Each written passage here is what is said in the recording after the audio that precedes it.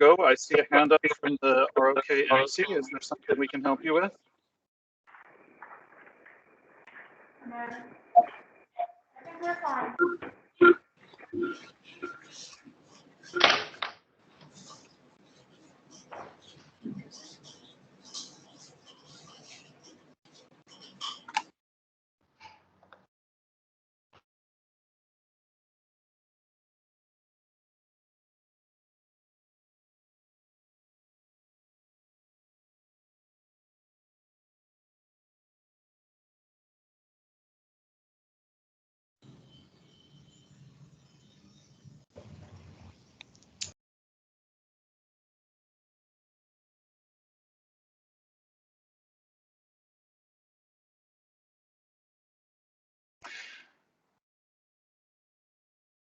Okay, thanks everyone. We are now at 2 o'clock, so we are ready to proceed forward with the meeting. I'll now start the program. Thank you very much, everyone, for attending this second commemoration of the Clean Air Day for Blue Skies.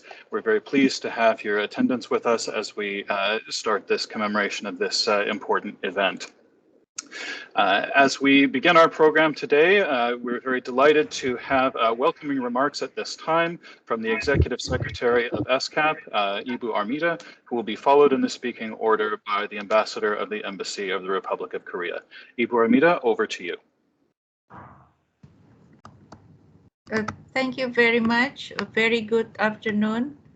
Excellency Mr. Lee Wook-heon, Ambassador of the Republic of Korea to Thailand. Excellency Ms. Suchitra Durai, Ambassador of India and Chair of the 6th Committee of Environment and Development. Excellencies, Ambassadors, colleagues, ladies and gentlemen. Welcome to the second commemoration of the International Day of Clean Air for Blue Skies. I would like to acknowledge the Republic of Korea for its leadership in raising awareness of the urgency to address the challenges of air pollution and for the sponsorship of the ESCAP Resolution 75/4 to strengthen regional cooperation to tackle air pollution. I also commend the United Nations Environment Programme for leading the global commemorations of this very important day. In the Asia-Pacific region, air pollution remains a constant problem. Over 90% of our region's population breathes air that poses significant risk to health and livelihoods. Our region is home to some of the world's dirtiest air. Over 6.6 million deaths worldwide related to air pollution were recorded in 2019 alone, including about 1.6, for example, million in India and also significant number elsewhere. As the region continues to grow, the air pollution affects billions of lives, our economies, and our environment.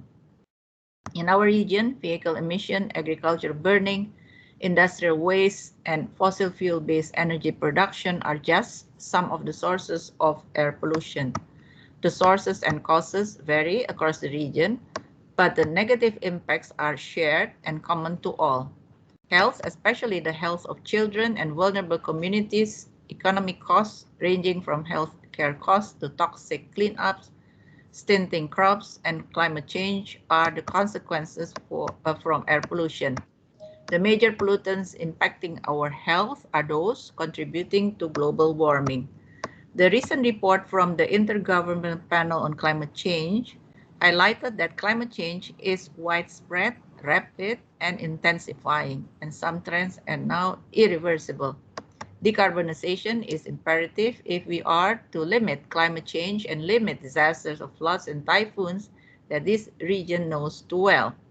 Improving air quality is a necessary step, and we know that solutions exist to clean our air, and climate crisis makes it even more urgent for us to do so.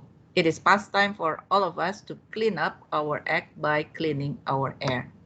We need to ensure that countries are adopting and enforcing regulation and policies that establish clean air standards.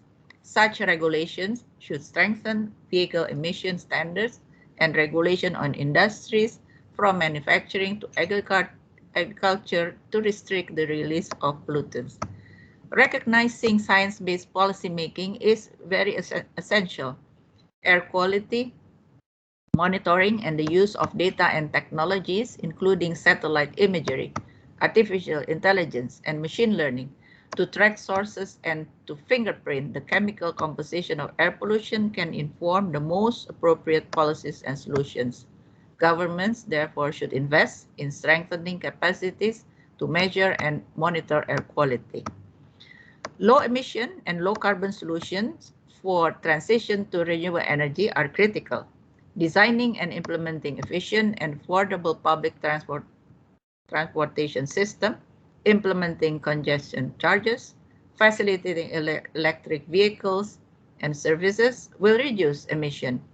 Industries should retrofit or upgrade equipment to prevent pollutants from their manufacturing and agricultural processes. Sustainable agriculture mechanization can reduce pollutants from crop burning and provide additional benefits to smallholder farmers. Governments, therefore, could develop appropriate incentives to support these transitions to align with stronger regulation. Last but not least, we must strengthen regional cooperation. Air pollution is a transboundary problem that no single government or country or jurisdiction can solve on its own. It is clear that we do not yet have in place the regional mechanism that can reverse air pollution. I encourage countries to come together with the United Nations and partners as coalition for action and set up mechanisms to address this critical issue, including through the development of harmonized standards, enhanced data sharing and information system, exchange of best practices, and collective action. The United Nations system is working through an issue-based coalition on climate change mitigation and air pollution to support member states and local authorities to tackle air pollution. We hope to strengthen regional cooperation among member states and non-government agencies, all stakeholders, to improve data and information system, raise awareness, and mobilize support for more action. In the coming months, we will be conducting a series of sub-regional dialogue on air pollution. I encourage all member states to participate for the opportunities to work towards regional solution and mechanism to be realized. We look forward to working with all delegations and stakeholders to meet this challenge, and I thank you for your commitment to cleaning our air. Thank you very much. Thank you very much, Ibu Armida, for these welcome remarks. We would now like to recognize the Embassy of the Republic of Korea for the welcome remarks from their ambassador. Republic of Korea, over to you.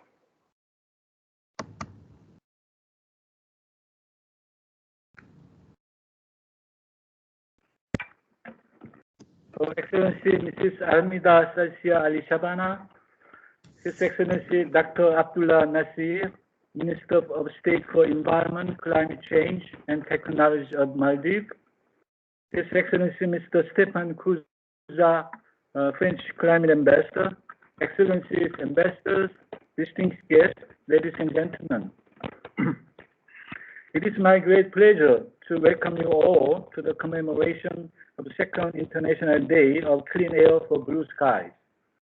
At the outset, let me begin by congratulating ESCAP and UNEP for organizing this meaningful event and express my gratitude to all the staff for their heartfelt endeavors in making this event possible. Also, I would like to extend my sincere appreciation to the co-hosts, Mongolia, France, the United Kingdom, and the Maldives for their invaluable support. And my sincere appreciation goes as well to the UN agencies, which will share their innovative approach and insight in mitigating air pollution and climate change. I trust that today's event will raise awareness on air pollution and further accelerate our collaborative effort to improve air quality thereby leading to a clean air and blue skies. Distinguished guests, air pollution is a pressing issue of our time, not only in terms of human and planetary health, but also for its enormous socio-economic cost.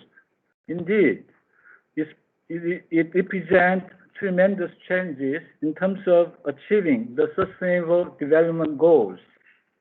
Every year, 7 million people are dying prematurely from disease caused by ambient and household air pollution. Studies around the world have shown that the economic cost of air pollution are astronomical.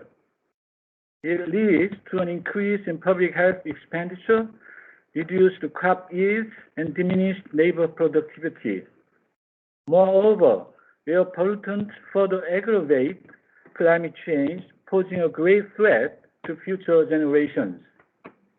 Taking into account the importance and time-sensitive nature of this issue, in 2019, ESCAP members adopted a resolution on strengthening regional cooperation to tackle air pollution challenges in Asia and the Pacific, and the UN General Assembly subsequently adopted the resolution designating September 7th as the International Day of Clean Air for Blue Skies.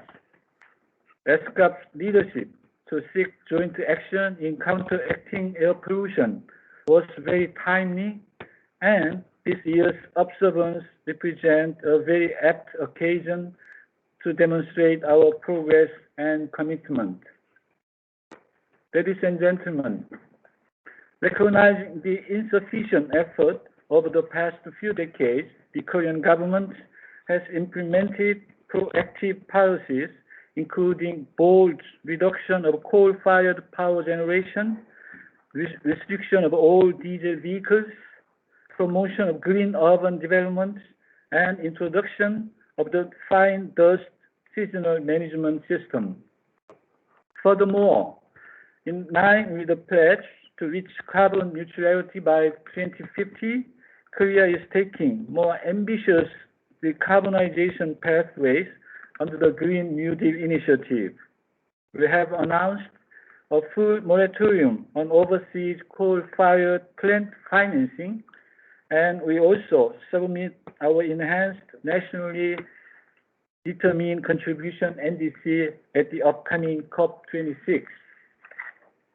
Building upon our experience of hosting the 2021 P40 Seoul Summit in last May, we are seeking to maintain this momentum to facilitate global climate negotiations by hosting the COP28 Climate Conference in 2023. In addition, we will continue to support the energy transition in developing countries through Green ODA. As a cooperation at the regional and sub-regional level, Korea is working closely with Asia-Pacific countries to generate a synergy in tackling air pollution challenges.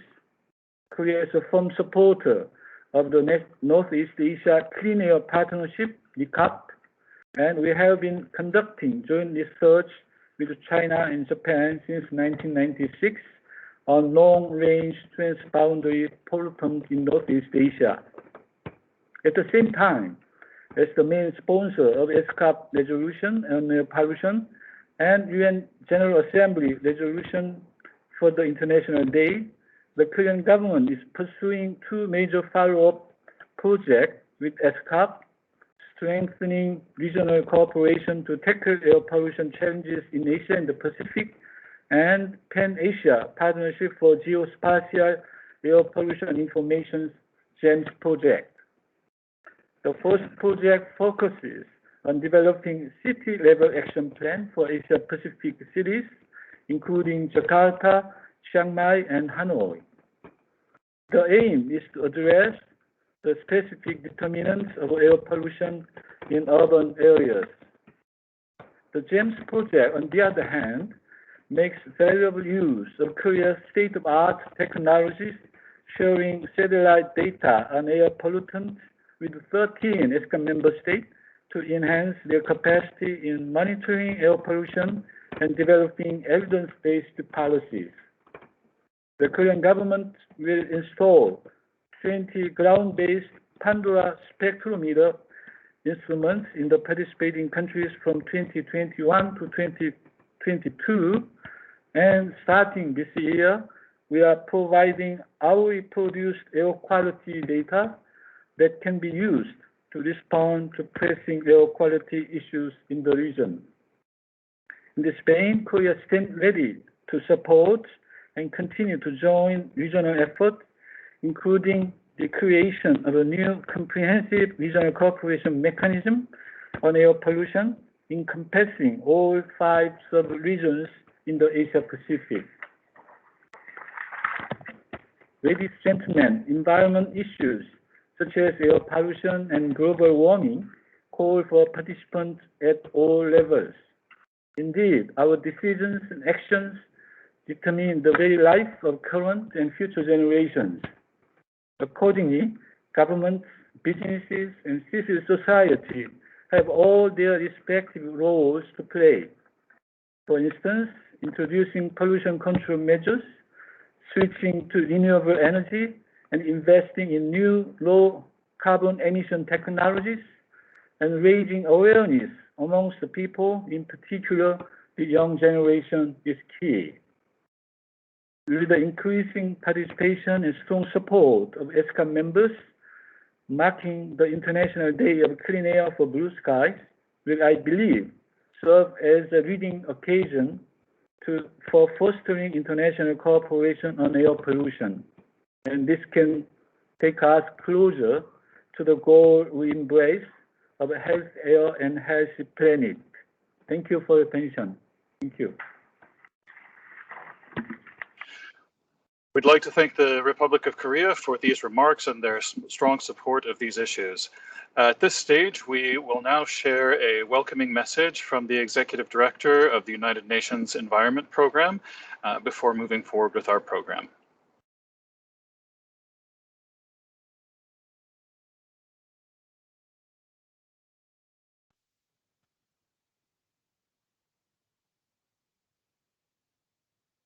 Take a breath of fresh air, they say. Well, that's easier said than done.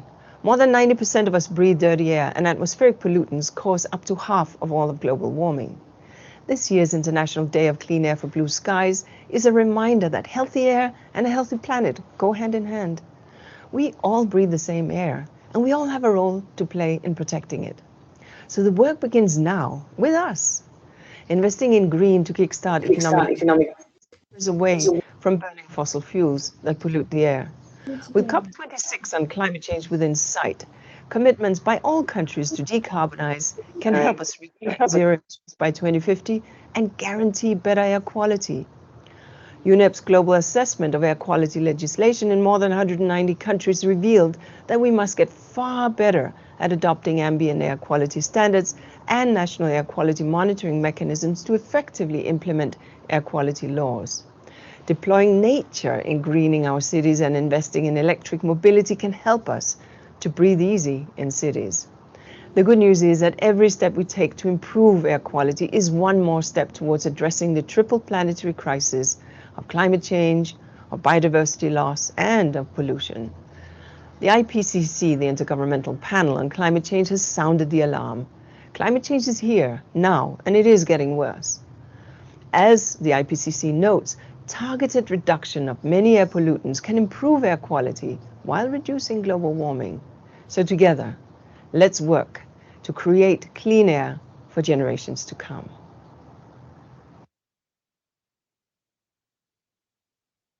I'd like to thank UNEP for providing this message for the support of this agenda. At this stage, we are very pleased to receive the keynote remarks from the Ambassador of India. India, you have the floor. Thank you very much. Executive Secretary of ESCAP, Ibu Armida, Deputy Executive Secretary, Mr. Kaveh Saheti, His Excellency Mr. Lee Wook-hyun, Ambassador of the Republic of Korea to Thailand, Excellencies, distinguished delegates. I'm honored to be speaking at the second International Day of Clean Air for Blue Skies.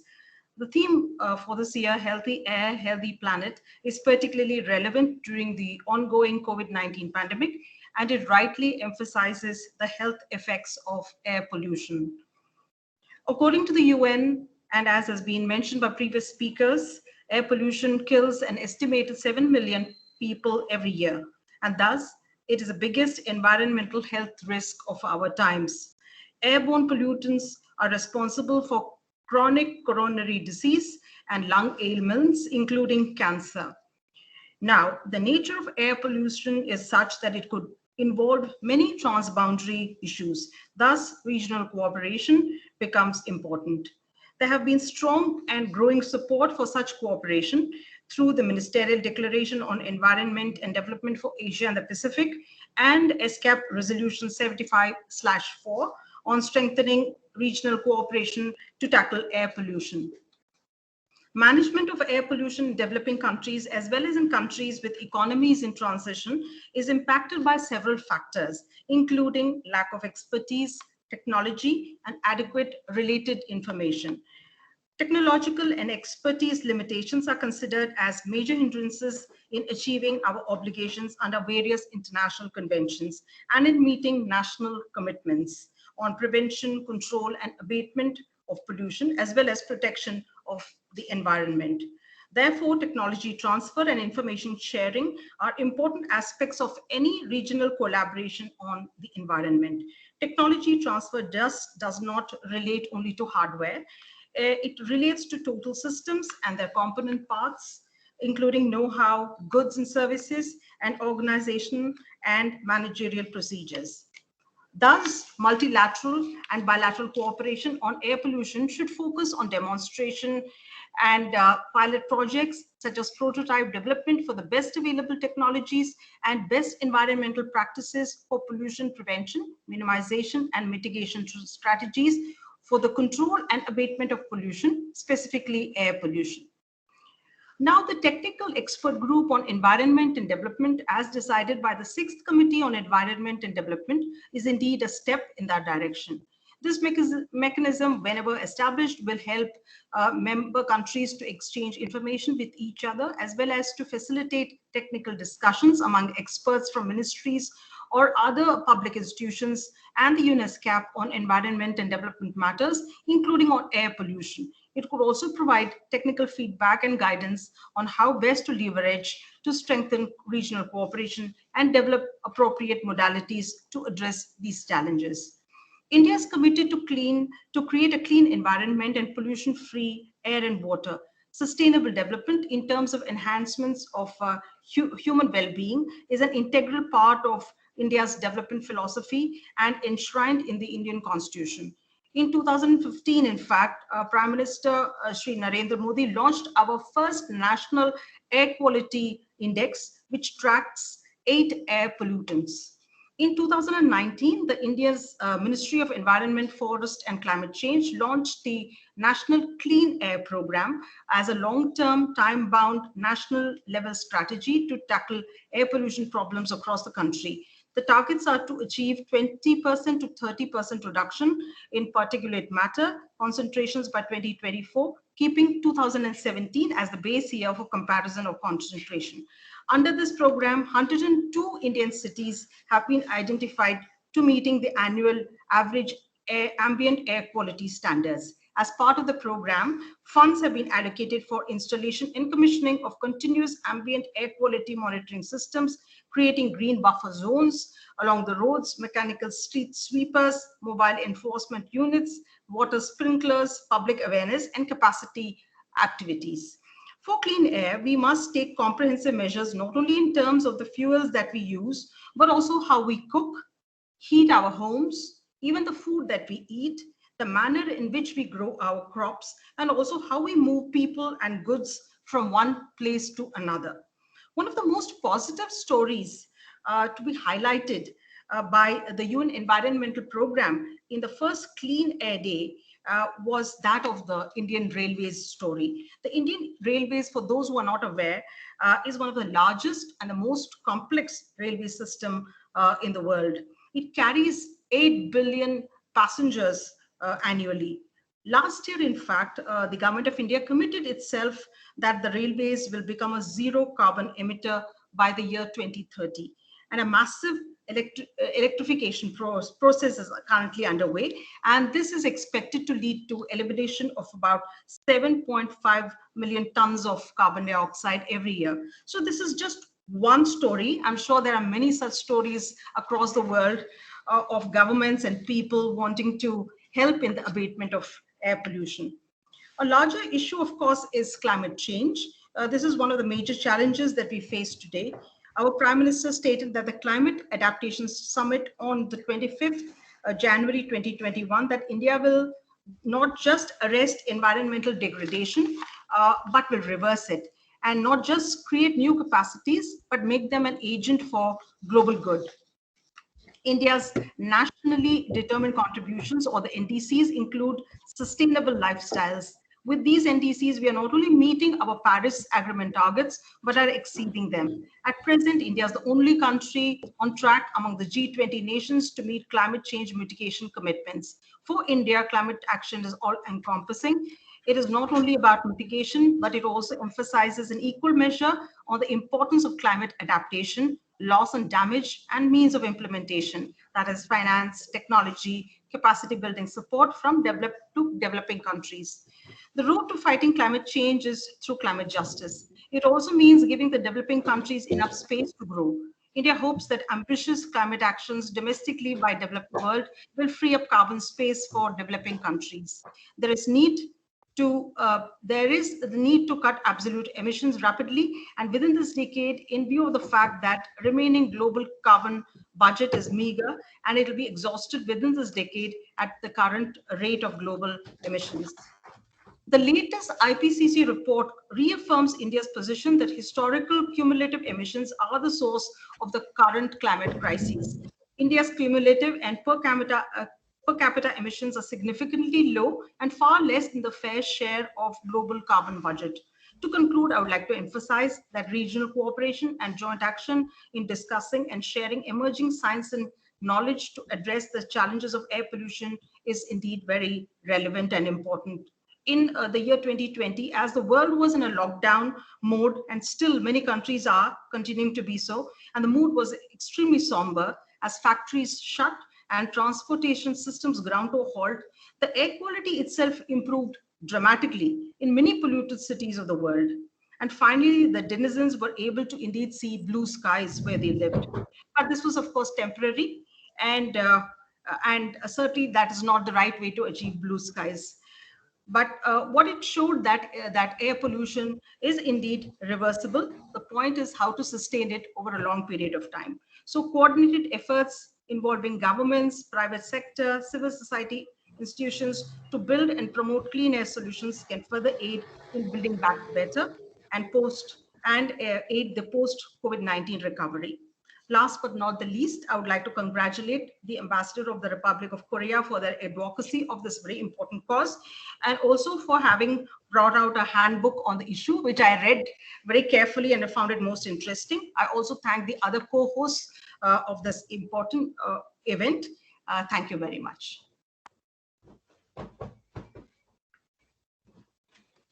Thank you very much for those remarks and strong support for this agenda item. At this stage in our program, we will now proceed to a thematic video presentation on the topic of air pollution produced by the Republic of Korea.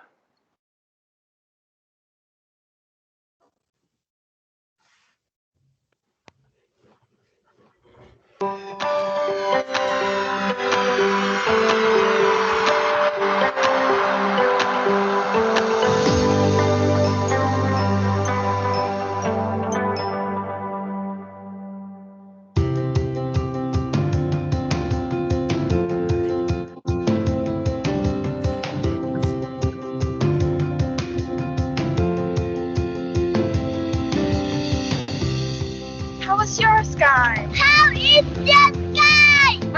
is your sky? How is your sky? How's your sky? How is your sky? How's your sky? How is your sky?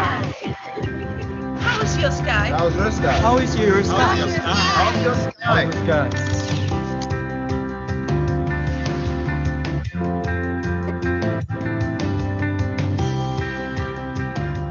Do you see all this beautiful sky? I cannot even imagine living without such a wonderful sky. Looking at the sky today here at the United Nations really reminds me of how issues of peace and security, human rights and development are interrelated, and how much we owe it to the future generations to speed up our efforts on climate action. Today's weather is nice. The sky is blue and clear.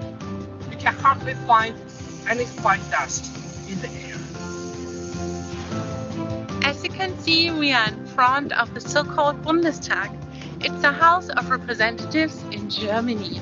It's so bright and sparkling. This clear sky is awesome.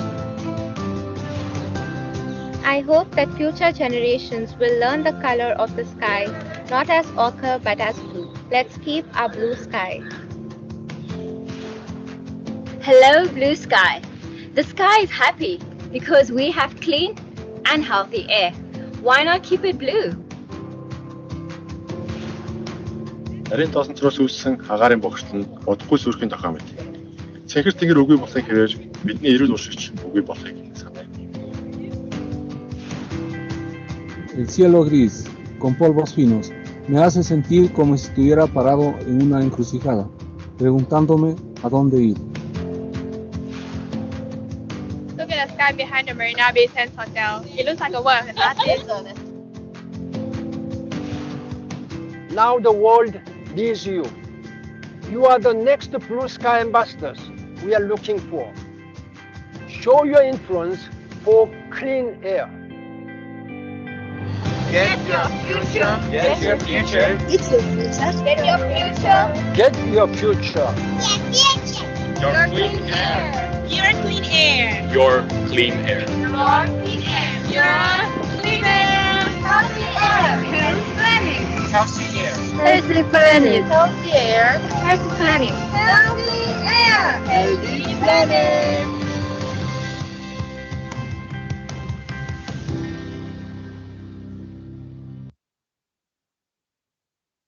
Thank you very much for providing this video segment. At this stage in our program, I'm happy to introduce our Deputy Executive Secretary, Mr. Kaveh Zahidi, who will be undertaking the moderation and the program from this point out. Mr. Deputy Executive Secretary, over to you. Thank you very much, Matthew, and Excellencies, distinguished guests, ladies and gentlemen, again, a warm welcome also from me to everyone joining from Bangkok, from Asia Pacific and beyond. Thank you especially to the dignitaries for setting the scene for us perfectly. As they said, we all aspire to breathing clean air and living under blue skies, but again, as we heard from almost all of the people who preceded me, our reality, especially here in Asia Pacific, is often very different. About 4 billion people in our region are exposed to levels of air pollution that pose a significant risk to their health or to our health. Everyone is affected, but of course, the impacts fall heavily on the most vulnerable. And this air pollution is also placing an additional economic burden, including additional annual healthcare spending expenses at a time of pandemic recovery when countries can ill afford such expenses. But we also just heard that many air pollutants contribute directly to climate change as well. There's an intricate link, and they negatively affect the environment and ecosystems. Really, in short, what we just heard is that air pollution is ultimately a threat to the region's sustainable development. Fortunately, our region is also home to many solutions that can help beat air pollution, save lives, and protect our planet. Ambassador Suchitra pointed to some very inspiring stories already. But to explore some more of these solutions, we essentially have 3 segments to follow. First, a conversation with experts. Then another conversation with the UN family. And finally, a conversation with member states and other stakeholders. So let's turn quickly to our first segment, where we're going to hear about many of the technical solutions which can be used as a basis for scaling up regional action, something that our Executive Secretary pointed to in her opening. We're very fortunate to be joined by an esteemed group of panelists who are going to be discussing pathways to accelerate clean air action in Asia Pacific. First, we have Mr. Javier Mari from the Institute of Research for Development in France. Then Professor Li Hongwen, the Director of Conservation Tillage Research Center, Ministry of Agriculture and Rural Affairs of China, as well as Professor of the China Agricultural University. And third, Mr. Lim Seok Chang, who is from the National Institute of Environmental Research, NIER, the Air Quality Research Division from the ROK. But before turning to the panel, let me mention to our audience members who may like to pose questions during our session, please, you can do so on the YouTube feed, and I will try to direct your questions to the speakers towards the end of each segment, or if not, at the very end of this session. And if we run out of time, we will really do our best to get you the answers after the session. So without further ado, let me turn first to Mr. Javier Mari. It really is a pleasure, Mr. Mari, to invite you to take the floor on behalf of the Institute for Research and Development. And we ask you to highlight for us the issues related to black carbon and really the opportunities for action in Southeast Asia. Mr. Mari, the floor is yours.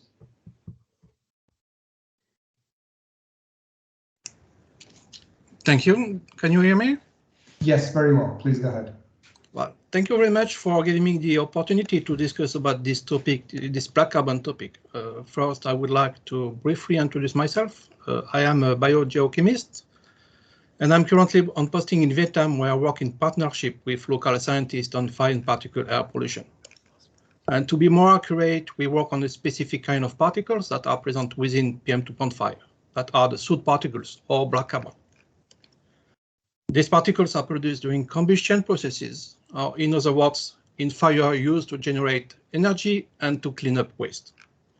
And in fact, fire is the queen mother of climate, health, and environmental pollutants. Actually, when something is burned, no matter what, a lot of things are emitted in the atmosphere. But mostly a gas, the carbon dioxide that we all know, and the particle, the black carbon or soot, that represents a significant fraction of PM2.5. These specific black carbon particles are actually very important to address in the context of air pollution for several reasons. First, also black carbon represents about 10% of PM2.5. It is now considered one of its most harmful components. Second, due to its strong and multiple impacts on the climate system, it is one of the key short-lived climate pollutants to mitigate climate change. And third, it also impacts ecosystems, and in particular the marine ecosystems, as it deposits rapidly and massively reaches the ocean. And last but not least, in the context of this session, black carbon is a tracer of combustion processes. Or to put it another way, black carbon particles keep in them the historical record of the type of fuel from which they originate. Therefore, the analysis of specific chemical fingerprints of this fraction of PM2.5 allows to identify the sources of combustion, therefore the sector of activity that has produced them. And as you know, identifying the sources of air pollution is a key step to reduce emission. Therefore, black carbon is a big problem, but is also part of the solution. The different initiatives that we are currently conducting in Vietnam and our efforts to set up a regional monitoring network of black carbon in Southeast Asia are all aiming at shedding light on the multiple impact of black carbon in the region, at gaining knowledge on the life cycle of black carbon and its co-pollutants, from birth into fire to burial into soils and sediment, and at using the ability of black carbon to keep a chemical record of its origin, first to allocate sources and improve inventories of air pollutant emissions. Actually, such inventories being currently very imprecise in Southeast Asia. And this last point is pivotal to combat air pollution in a fast-developing region such as Southeast Asia. The region being characterized by a multiplicity of sources widely spread geographically, with sources that are poorly identified due to the lack of qualitative data from ground-based measurement. Thank you. Thank you so much, Javier. And I understand we have a video that you've kindly provided us that we're going to quickly run. Yes, you can. Yes, you can run. It's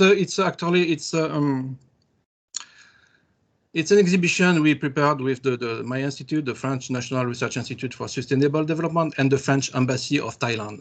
So we prepared this exhibition, which is called Black Carbon: The Dark Side of Human Activity. So you can run. Thank you. So Matthew, if we're ready, why don't we run the video and then I'll call on our next panelists.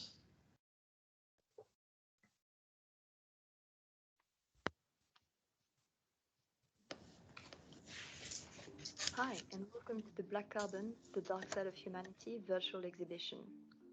Facing the many challenges of air and carbon pollution, experts and researchers have gathered valuable data on black carbon in Southeast Asia and created this kid-friendly project to raise awareness on the topic, but also to show policymakers and individuals the way towards new environmental policies. Inside the virtual exhibition space, you can find the answers to many of your questions on black carbon. For instance, what is black carbon? Where does it come from? What effects does it have on the environment, on climate, on oceans? What effects does it have on people? And most importantly, how can we get rid of human black carbon emissions? Including a focus on the hotspots of black carbon in Thailand and Vietnam, this exhibition underlines how vital prevention and remediation policies are today. This project was co-created by the French National Research Institute for Sustainable Development and the Embassy of France in Thailand. Use your mouse to check out your surroundings and the arrows of your keyboard to move around. To visit the exhibition yourself, scan this QR code. Enjoy!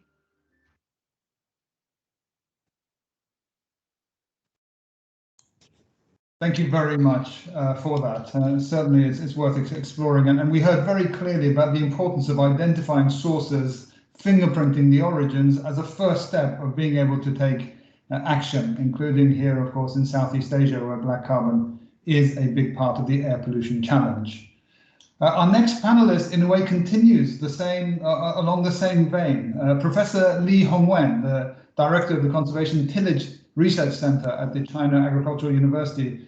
Mr. Hongwen, could I ask you to please tell us a little bit more about your efforts that are underway to address integrated management of straw residue in China? Again, another part of the black carbon story in some ways.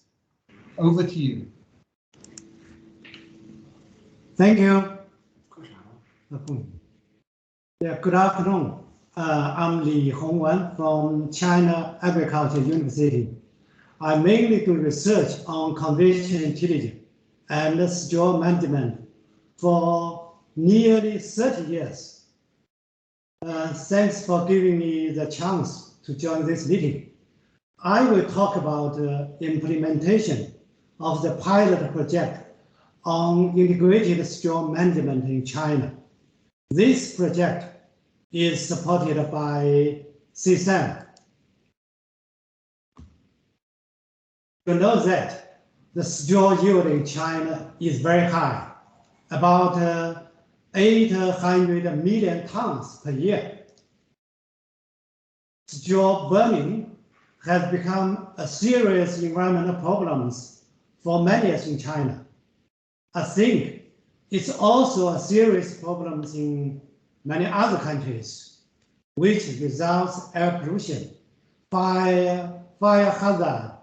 In order to change this status, our government even uses satellite to monitor straw burning for controlling straw burning in the open air.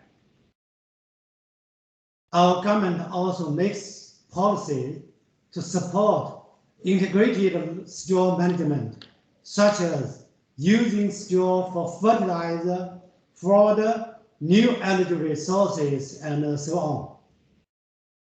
In 2019, in order to gather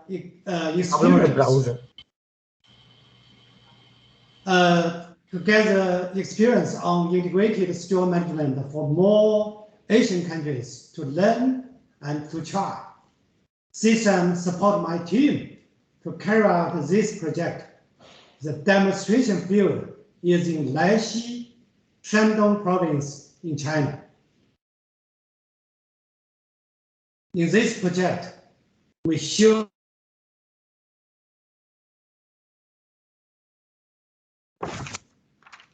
the first message is we use straw as fertilizer. Like what I showed now, after harvesting, straw is chopped and covered on soil. Then we use no-till seeders to do no-till planting. The returned straw can improve soil organic matter. We can also feed cow with straw and then return cow manure to the field. Straw can be used to make biogas. Then we return biogas residue to the field as fertilizer. The third method is using straw for food.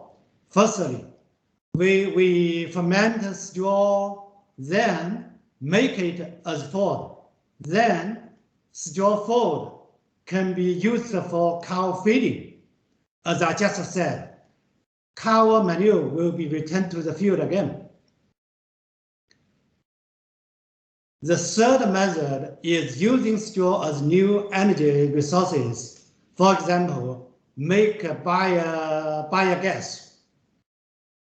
The fourth method is to use straw as base stock for fungi production.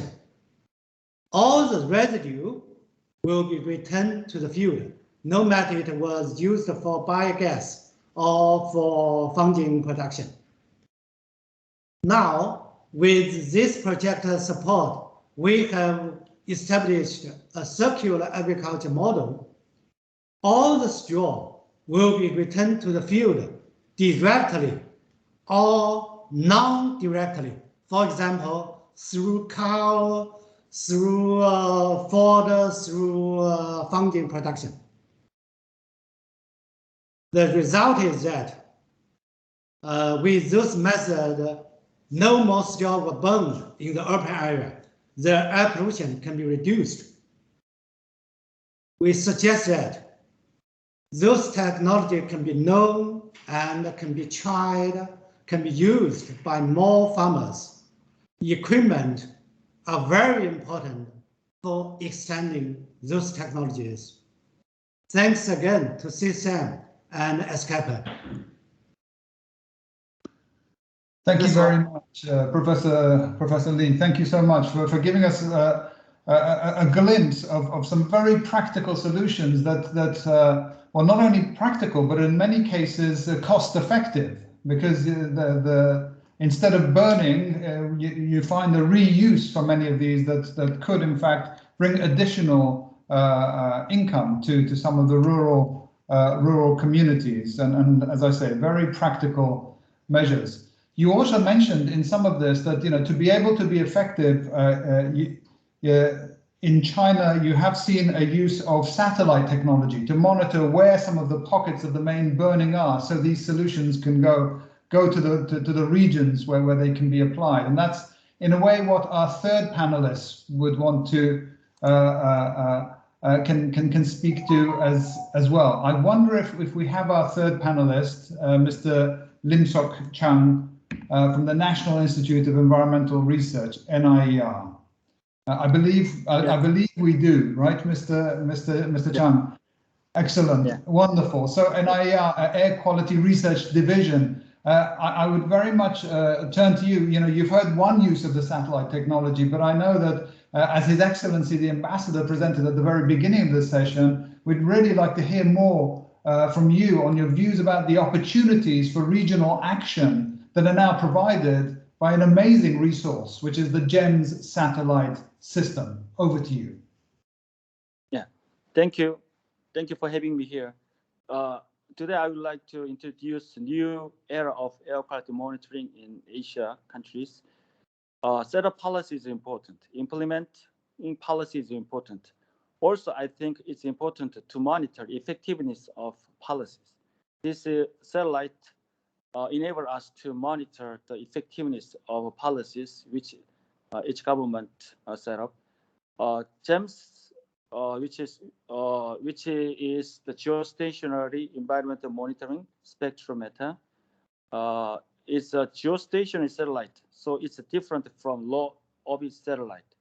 Low orbit satellite just visit the place once a day, but this satellite monitor certain regions every hour. So in winter time, in summertime, the measuring frequencies reach up to tens. So it enables us to see the diurnal variation of air pollutants. So this GEMS satellite covers whole East Asia country from India to Japan and Indonesia to Mongolia. It was launched successfully last February and then finished IoT Innovate test, and part of some of the GEMS image was already released last March, and then the last of GEMS product will be released in the coming October. Next, please.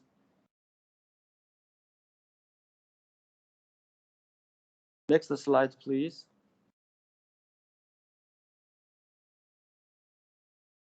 Yeah, I would like to show some example of what GEMS take a measurement. These two figures shows that GEMS monitor PM2.5 and NO2, which are main air pollution's problem in Asian countries. So left figure shows the PM2.5 related aerosol optical depth. Right figure shows that the NO2 concentrations. These two figures shows that the spatial and temporal evolution of these two key air pollutants. From these informations, we understand that where emissions are originated, and then to where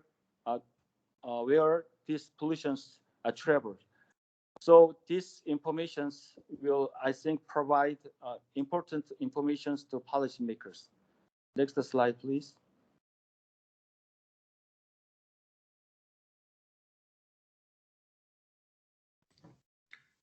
Next slide, please. Yeah. But the one thing we need to pay attention to the GEMS is that some resources should go into calibration and validations. So that's why we set up the satellite validation network in Asian countries. So from ODA of Korea Ministry of Foreign Affairs, we started a project called as PAKAPI. From this project, we set up the ground-based remote sensing instrument in East Asia, in Asian countries, totally 13 countries and 20 Pandora sets. After completing this Pandora ground-based network, and then we would like to expand more into other regions. So depending on the first network of Pandora network, I think we will see the benefit of the Pandora Asia network, and then will be widely used researchers and the policymakers. Next slide, please. Yeah, this satellite, I believe, that provide more regional opportunity to Asian countries, especially this satellite high spatial resolutions is kind of a soft city resolutions. Previous satellite just monitor more than city, larger than city, but this satellite monitor a soft grid scale of a city, so we can see in more detail where the emissions comes from, and then how these pollutants evolves during a day. And also it has a high frequency. As I already mentioned, it has 10 times per day of frequency, measurement frequency. Also, it has so from this informations we understand the air pollution sources, better understand air pollution sources, and then also this satellite will also provide enhanced ground-based air quality sensors. So from this project, we would like to train Asians users for better use of GEMS satellite and Pandora network data.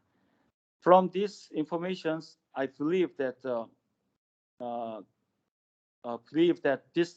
these informations will help Asian policymakers to solve air pollution problem, and then Asian people I hope Asian people enjoy blue sky and the better air quality. Thank you. Yes, so do we all. So do we all. Thank you very much. So before we give up on you, Mr. Chung, could you tell us a little bit what kind of support is available for developing countries that might want to make use of this data from the GEMS in their work on air pollution? Yeah, there are two kinds of data use. For the public, in terms of public, Asian peoples can access GEMS imagery through the web page and see the air quality status in their countries and in their cities. And in the researcher level or policymakers level, they get low data from GEMS satellite and then manipulate data for their own purposes. And this, we would like to provide applications, technology to Asian countries for better use of GEMS data. Thank you very much. And with the help of Secretariat colleagues, I hope we can put into the chat boxes of the various platforms we're using today the links that could lead people to see more and read more and learn about this amazing opportunity. Thank you very much. Let me jump very quickly back to Mr. Javier Mari. Javier, we've seen here, one very promising satellite system. How do we combine these systems with the kind of on-the-ground fingerprinting that can really, in essence, leave nowhere to hide?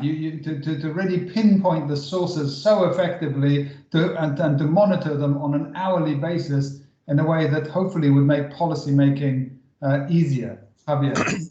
Well, I think these two approaches are combine themselves very well. Actually, they don't bring the same level of information. One gives a geographical position, kind of wide geographical position from where the sources are coming, the main sources. The other one give really is more qualitative. It gives what is burned, and really you cannot really do that from space. So you need to combine these ground measurements, very accurate on the sources, and space data. This is the best approach. I mean, if you want to really have a good overview of what's going on. Exactly so. Exactly so. Perfect. And Professor Lee, I mean, these technologies really lead you exactly to where the challenge lies, to where the problem is, especially in our region. We're all waiting and not looking forward to to the next agricultural burning season that is around the corner and is going to be choking our cities.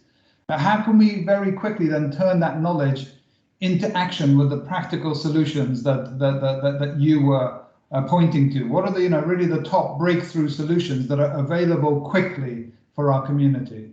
Professor Lee. Thank you. I think what I just talked is about agriculture technology. I think any good agriculture technology, especially in developing countries, in Asian countries. Most Asian countries, farmers own small farm.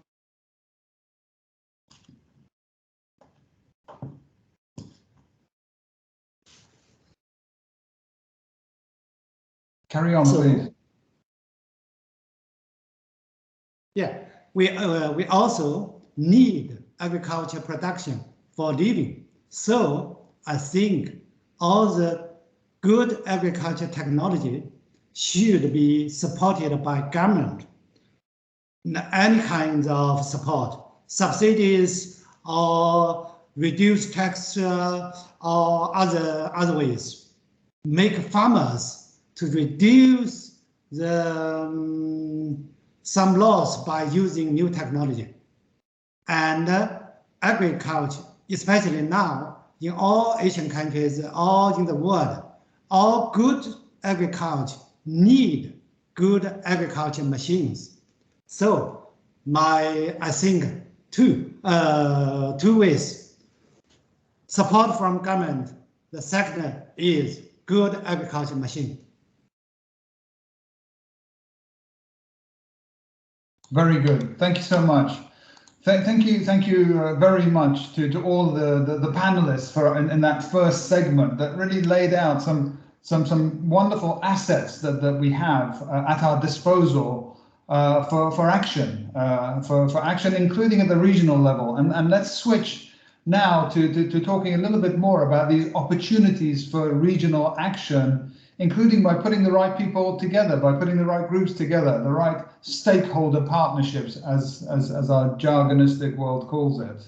And the first person to sort of kickstart this next piece of the conversation is going to talk very much about that from a wealth of experience of having set up such stakeholder partnerships. So it's really my pleasure to invite my colleague Bert Fabian, who is a program officer from the United Nations Environment Program, to share a little bit about UNEP's work in this area. Bert, over to you. Thank you very much, Mr. Zahedi. Certainly, it's a pleasure. I began my career in transport and air pollution, measuring air pollution from jeepneys in Manila. This was 20 years ago. And at that time, there were already several studies. We know that in some cities like Manila, the major source of air pollution is transport brought about by old diesel vehicles. And I also saw then that the air pollution levels were much higher during the early morning period compared to the afternoons. And this is because particulate matter, black carbon, if you like, tend to settle down in cooler times and dissipate during hot times of the day. So somehow we know the answers.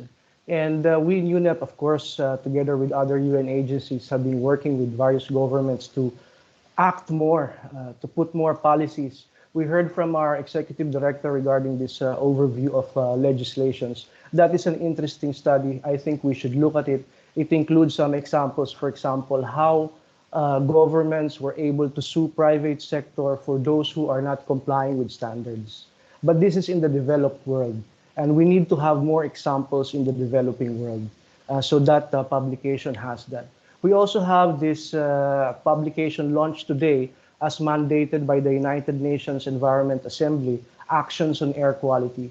This is just somehow an overview of what the various, of what our countries have been doing. And we are glad to say that more actions have certainly been done. More countries have incentives or policies on energy efficiency, pollution abatement from industries. 500 million people have benefited from clean cooking and heating programs adopted in 28 countries since 2016. In Asia, 23 of the 41 countries that we are working on as in UNEP have already adopted conventional measures on vehicle emission standards and fuel quality. And many countries have also adopted subnational laws working on this. But somehow, there's still something missing. And this is what we're trying to do in terms of developing or nurturing, strengthening partnerships. We are very glad that, especially with ESCAP, that they are leading this work on IDC in the region. Certainly thankful to the Republic of Korea for sponsoring this International Day of Clean Air for Blue Skies. It takes a whole lot of effort, definitely. Last week, UNEP celebrated this global phase out of lead. It's certainly a good achievement. I think it emphasizes the message of multilateralism, working with the private and public sector in order to achieve something. Certainly, it's not easy. There has been bribes, legislations, in courts with private sector bribing government officials in some countries in terms of selling dirty fuels. So it's a major challenge.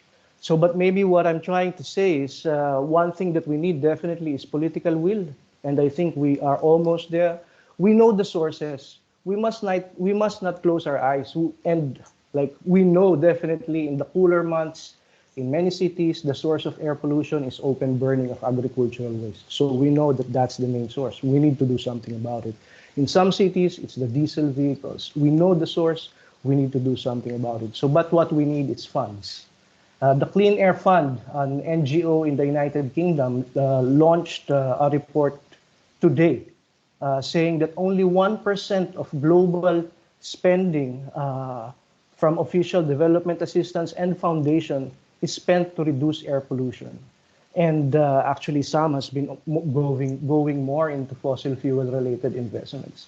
So again, there's a problem there that we hope together with the UN agencies, other stakeholders can do something about in shifting the funding towards more clean air investments.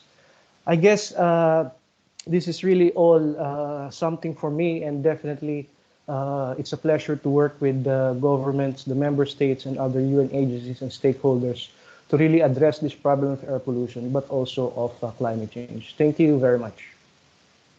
Thank you very much. And you know, you're quite right.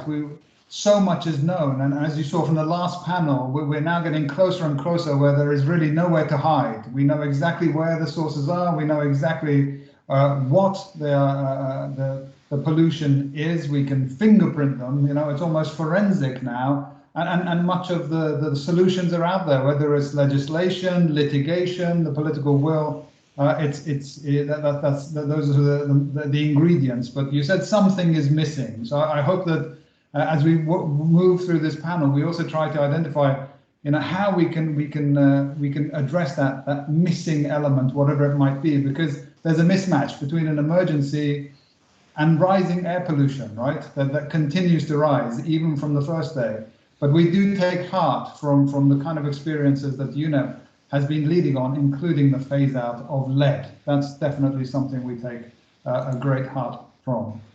So moving to the next our next panelist, and another dear colleague, Seung-mi Choi, who's the regional advisor for climate change and the environment with UNICEF. So Seung-mi, we turn to you to identify some of the key opportunities to address the impact of air pollution, of course, from your perspective on the lives of children in the region. Over to you. Great, thank you so much. Huge pleasure to join you and all of you and the colleagues celebrating the International Day of Clean Air for Blue Skies. On behalf of the United Nations Children's Fund, I really like to thank all of you for inviting us in today's event.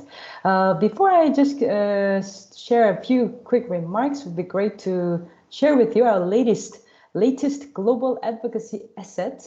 If our colleagues at ESCAP could kindly share that video, which is only 50 seconds. Please.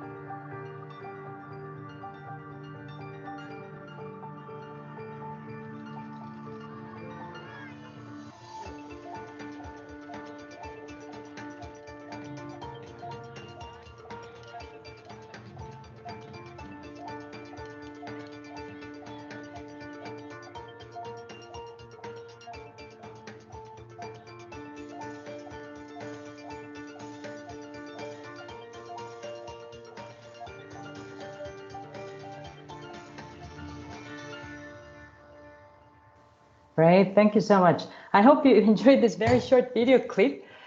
It's our latest advocacy effort. It's also related to air pollution. We are titled calling it Children's Climate Risk Index. That was launched globally just about 2 weeks ago. And air pollution is highlighted in the index as one of key climate and environmental risks threatening children globally. And over this lot of data work, we found that over 2 billion children live in areas with polluted air. And especially Asia is a region where air pollution is the biggest climate and environmental hazard to children.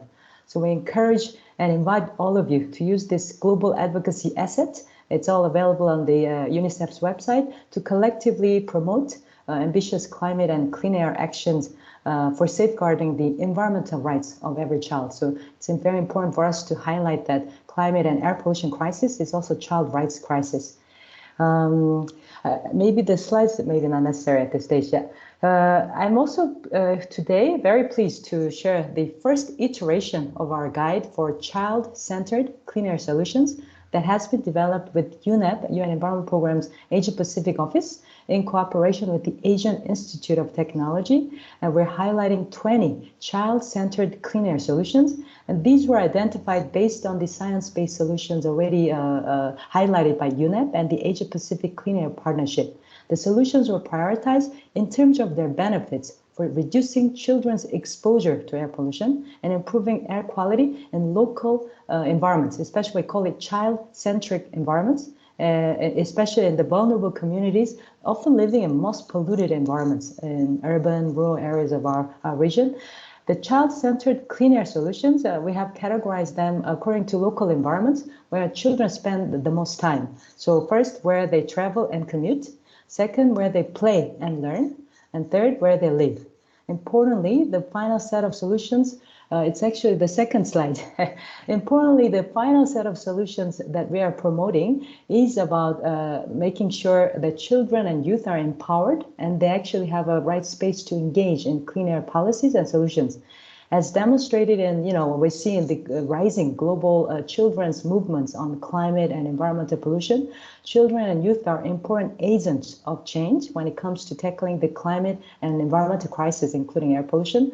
So we're promoting measures such as awareness raising on the science behind air pollution and climate change, and impacts of air pollution on children, including child and maternal health, and through different education, school curriculum, extracurricular activities, and giving them platforms through which they can participate in air pollution related policies and also actions, but also giving them a safe space to talk about it, which is a very important issue in our region, a safe space for children and youth activists to comfortably raise the issues on air pollution.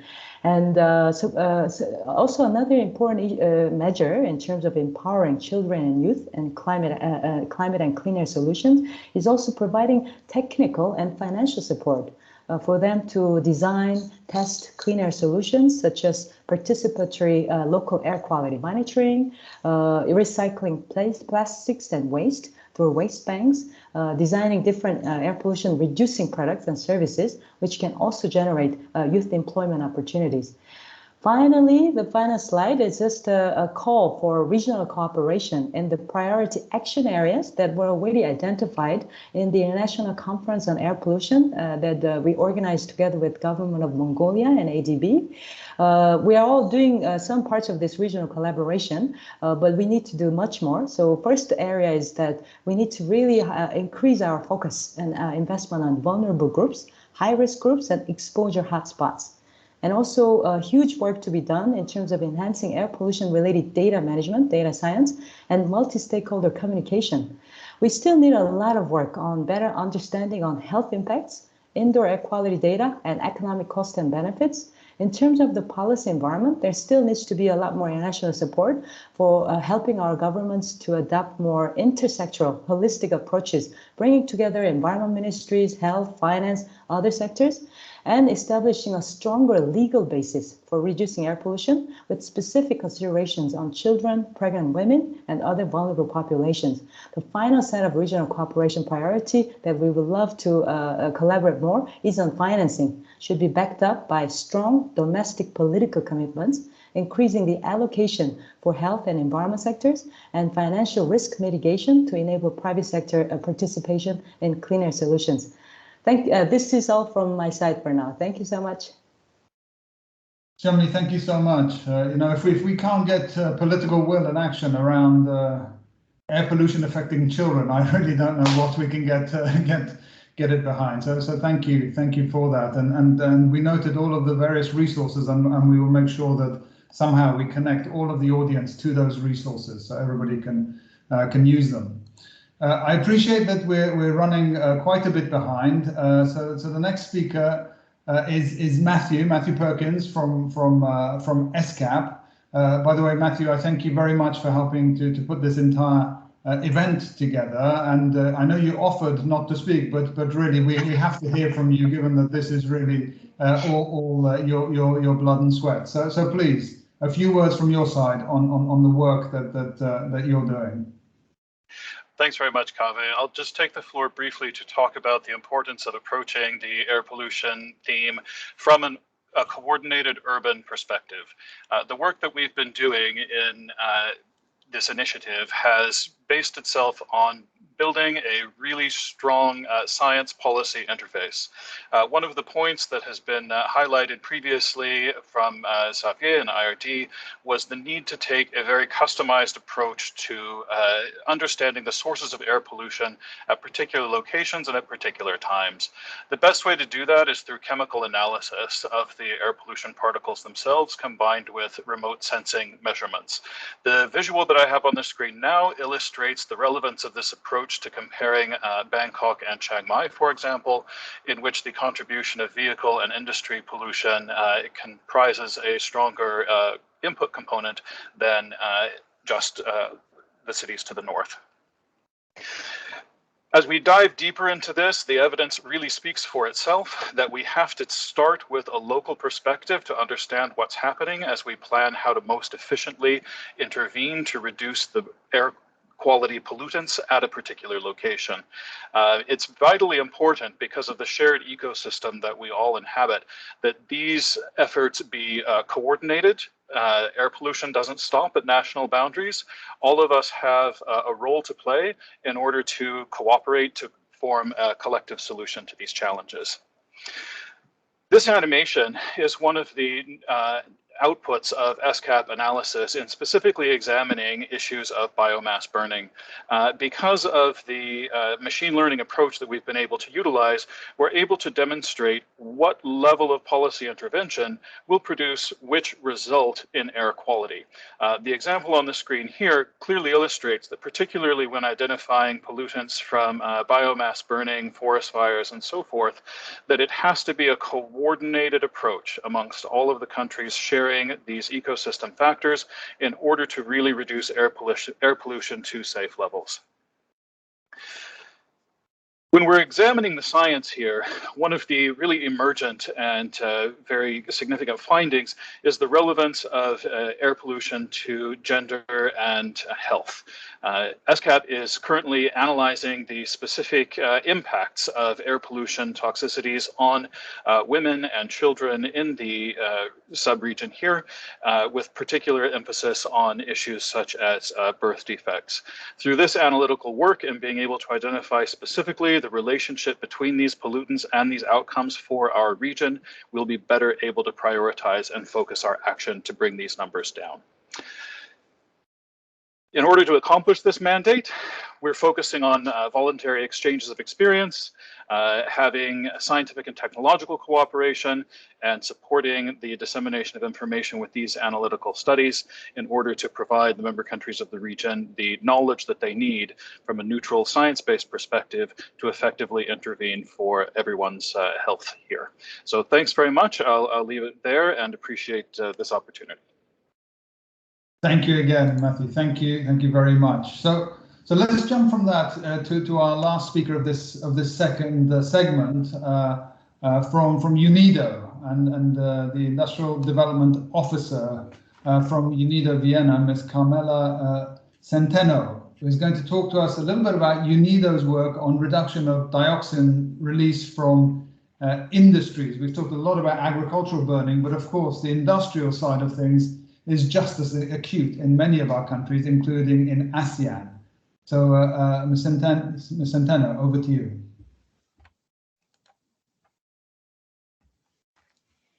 Good morning, everyone from Vienna, Austria. It is, of course, a pleasure to be part of today's commemoration of the Second International Clean Air Day for Blue Skies.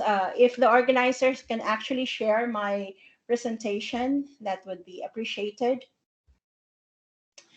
So again, at the onset, please allow me to thank everyone for providing this opportunity for UNIDO to present our work on today's subject, particularly on the reduction of dioxins and furans, which we considered as emerging air pollutants of concerns.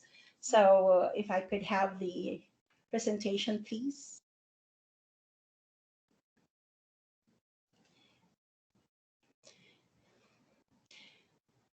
So we've heard several speakers talk, thank you. We've heard several speakers today talk about traditional and even emerging air pollutants of concerns. But I'd like to particularly focus on our work on the reduction of dioxins and furans in the region. Next slide, please. Next slide. So just introducing UNIDO again and why we are in this particular area.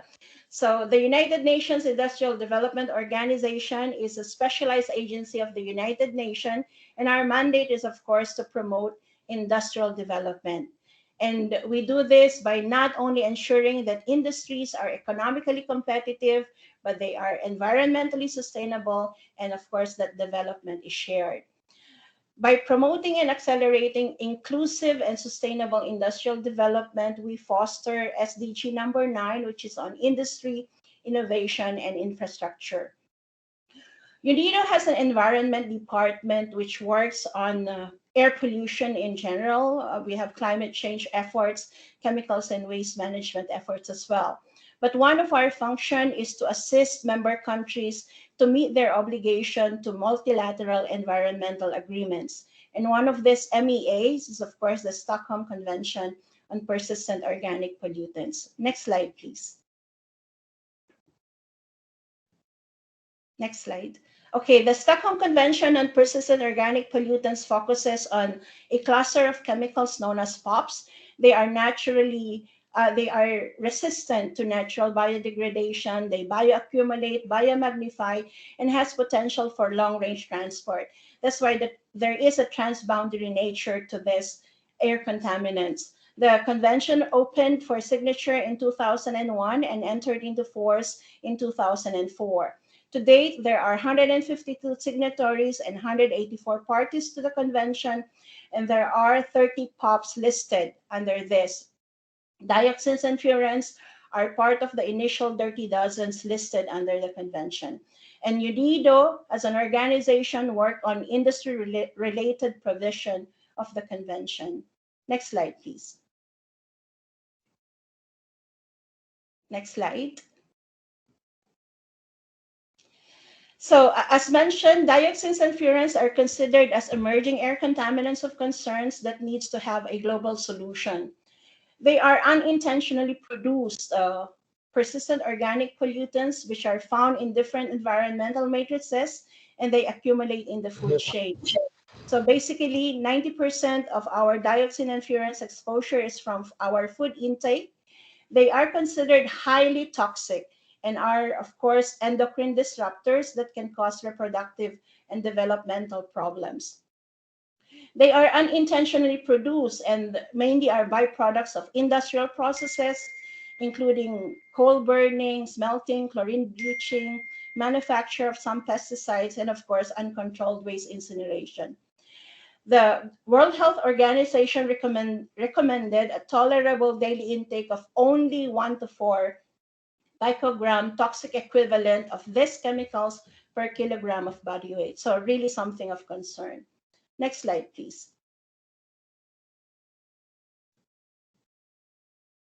So very briefly, I'd like to talk now on our initiative on reduction of dioxins and furans in the Asian region. Next slide. We have a completed project on demonstration of best available techniques and best environmental practices in fossil fuel-fired utilities and industrial boilers. This is a regional project consisting of 6 participating countries: Cambodia, Indonesia, Laos, PDR, Mongolia, Philippines, and Thailand, which is JEF funded with a JEF grant of 4 million. The objective is basically to reduce unintentionally produce POPs, dioxins and furans, and greenhouse gas through different best available techniques and best environmental practices. Next slide. Next slide, please. Another regional project participated in by Cambodia, Laos, PDR, Mongolia, Philippines, and Vietnam is a $7.8 million project. Again, Jeff is a donor, and the objective is the creation of resource-efficient municipal waste management systems in these countries.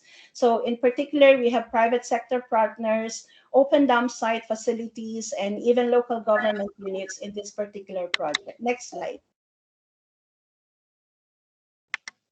Next slide, please. And in Thailand, we have an ongoing project of 4.5 US million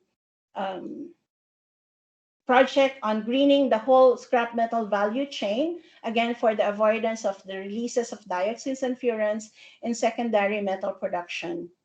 Next slide.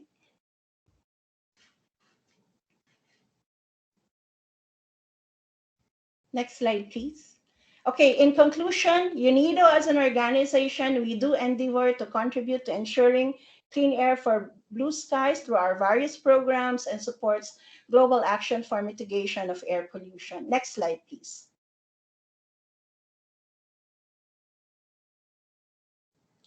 Next slide.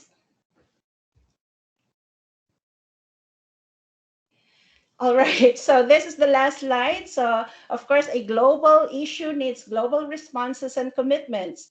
And I think the Ibu Armida earlier said it excellently when she said that we must strengthen regional cooperation because air pollution is a transboundary problem that no single government, nor country or jurisdiction can solve on its own. Therefore, policy-based solutions in all levels, national, regional, and global, are necessary to ensure that we have clean air for everyone. Thank you very much, and this is all for UNIDO.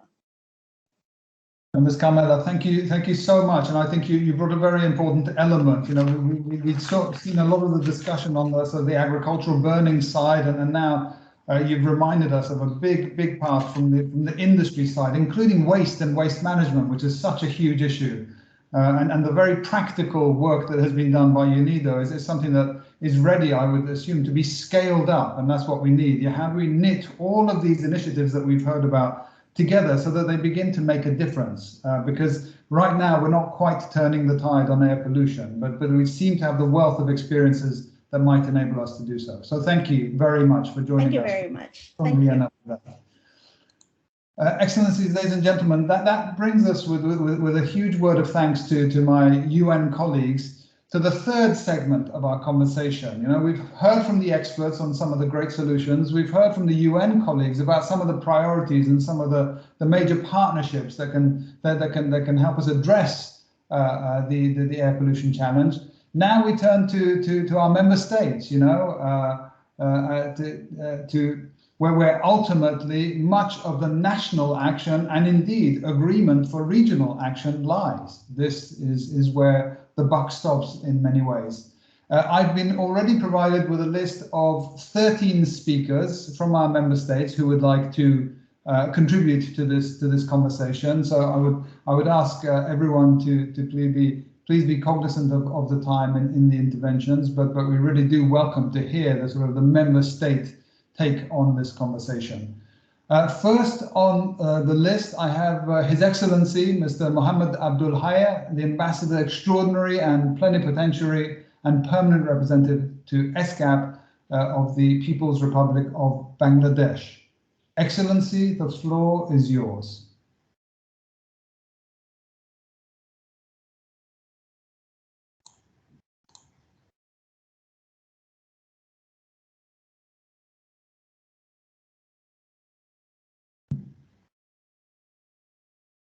We can't hear you yet, sir. Yeah, now you can hear me. Yes, indeed, please. Okay. Thank you. So this is my short intervention from Bangladesh. Our Excellency is Armida Salsia Alice Zavana, Executive Secretary of ESCAP. Excellencies, ladies and gentlemen, good afternoon. I would like to wish a good afternoon to all the excellencies, distinguished participants, and express my appreciation for the initiative on the International Day of Clean Air for Blue Skies, Healthy Air, Healthy Planet. As a country that has a strongly supported action to counter not only air pollution, but also all climate and environmental concerns. This Commemoration Day revitalizes our national commitment and reinvigorate international efforts of mutual cooperation to achieve this global goal jointly. I feel very honored when I see that the Executive Secretary mentioned about the leading role played by Bangladesh in her invitation to me as a co-sponsor of the ESCAP resolution on strengthening regional cooperation to tackle air pollution challenges in Asia and the Pacific, which was adopted at the 75th session of the Commission back in May 2019. The resolution also demonstrates exceptionally high interest and desire of the Asia-Pacific community to return clean air and blue skies to this region, and also motivate the global community to adopt the General Assembly Resolution 74212 on 19th December 2019 on the International Day of Clean Air for Blue Skies. Excellencies, ladies and gentlemen, Bangladesh always has led the global effort through its own commitment also. Bangladesh is not a big emitter of greenhouse gases and is also not under any strong obligation to take significant actions on mitigation.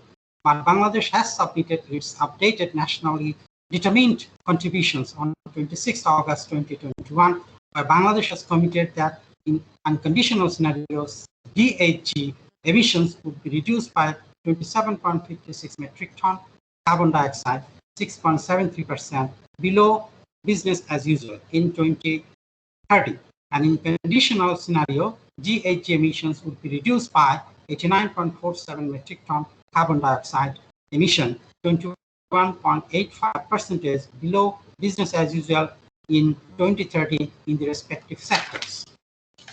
After getting Bangladesh submission, the UN Climate Change Secretariat and international community highly praised for its commitment to reduce greenhouse gas emission by 2030 compared to a business as usual scenario, and the increase in sectoral targets. They also praised the inclusion of an implementation mechanism and the enhanced adoption component with a far-sighted strategic planning with the objective of unleashing the full potential of the Paris Agreement. Excellencies, ladies and gentlemen, Bangladesh has always been an active participant in international climate change negotiations. The country demonstrated the same level of engagement in the negotiations, signing, and ratification of the Paris Agreement. Bangladesh is currently leading the Climate Vulnerable Forum for the second time.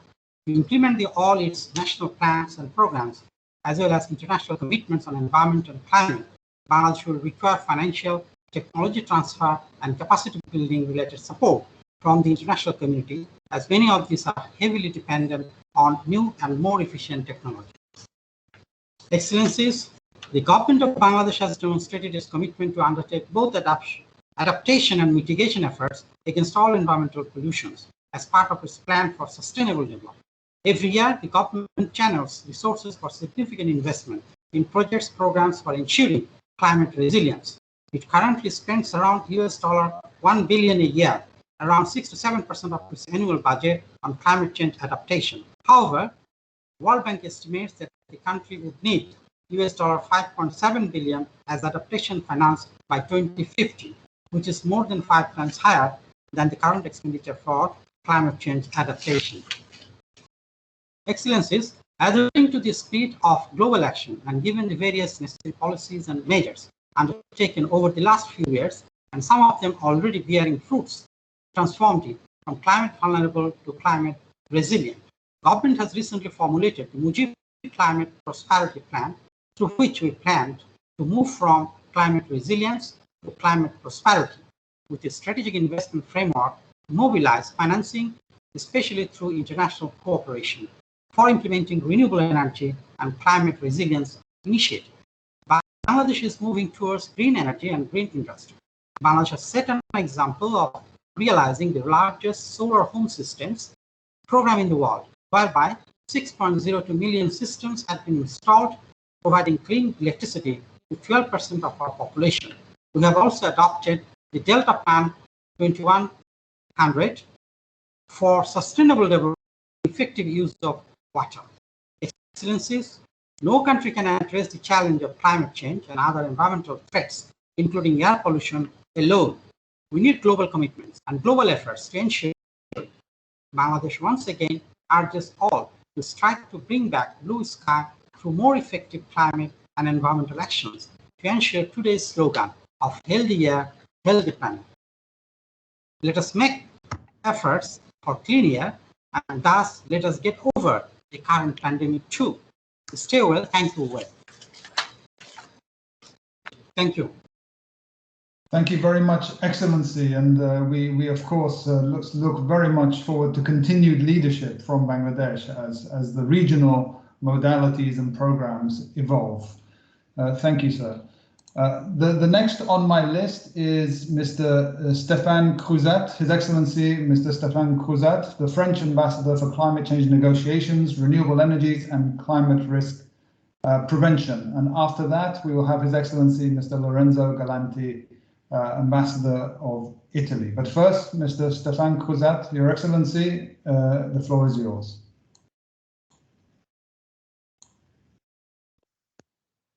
Mesdames et Messieurs, je félicite la CESAP pour l'organisation de cet événement et pour sa mobilisation sur les enjeux liés à la pollution. La France soutient ces initiatives, comme en témoigne l'organisation au printemps dernier par l'ambassade de France à Bangkok d'ateliers dans le cadre de la CESAP sur la pollution, la santé, le changement climatique, auxquels de nombreux experts français ont participé. Les conséquences sur la santé de la pollution de l'air restent dramatiques. Tous les ans, elle provoque la mort prématurée de près de 7 millions de personnes dans le monde.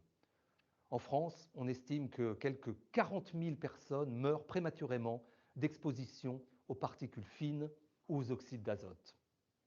En France, où le transport représente le tiers des émissions de gaz à effet de serre, la principale source de pollution de l'air est le transport routier, notamment les vieux véhicules diesel. C'est pourquoi le développement de la mobilité propre et décarbonée constitue un axe essentiel du plan de relance que la France a mis en place suite à la pandémie de Covid-19 et qui fait de la transition écologique un levier stratégique pour la reprise économique. C'est aussi un axe essentiel de la loi Climat et Résilience que la France vient d'adopter, issue des travaux de la Convention citoyenne pour le climat. Pour accélérer la transition vers une mobilité verte, nous accompagnons l'essor des mobilités actives, notamment le vélo, et le déploiement des véhicules propres.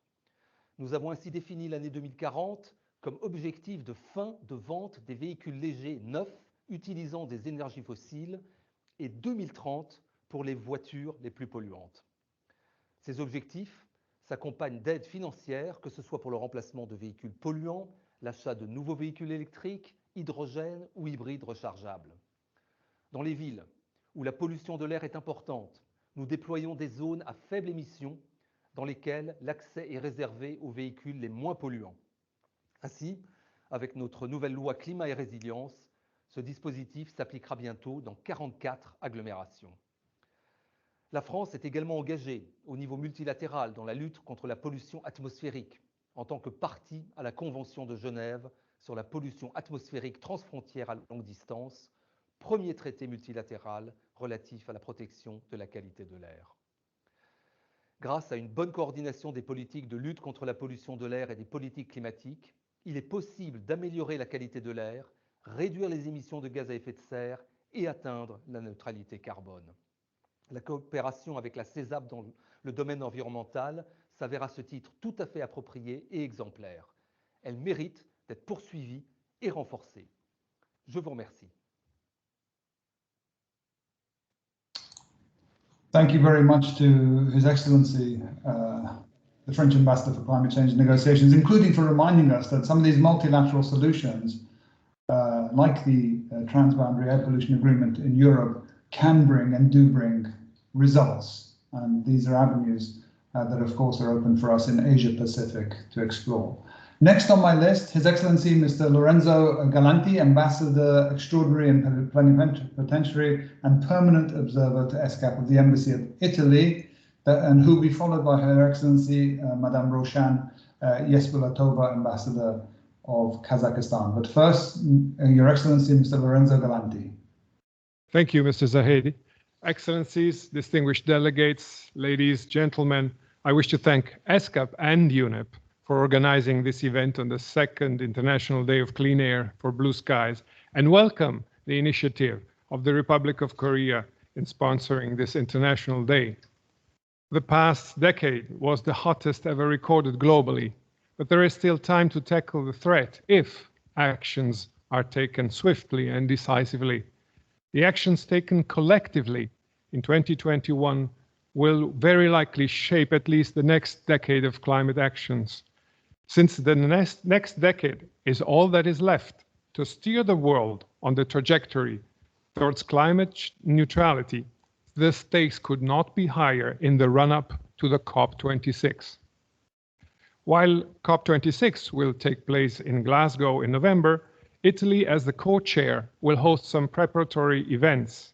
The pre-COP, the preparatory ministerial meeting from September 30th to October 2nd, and the Youth for Climate Driving Ambition, both in Milan.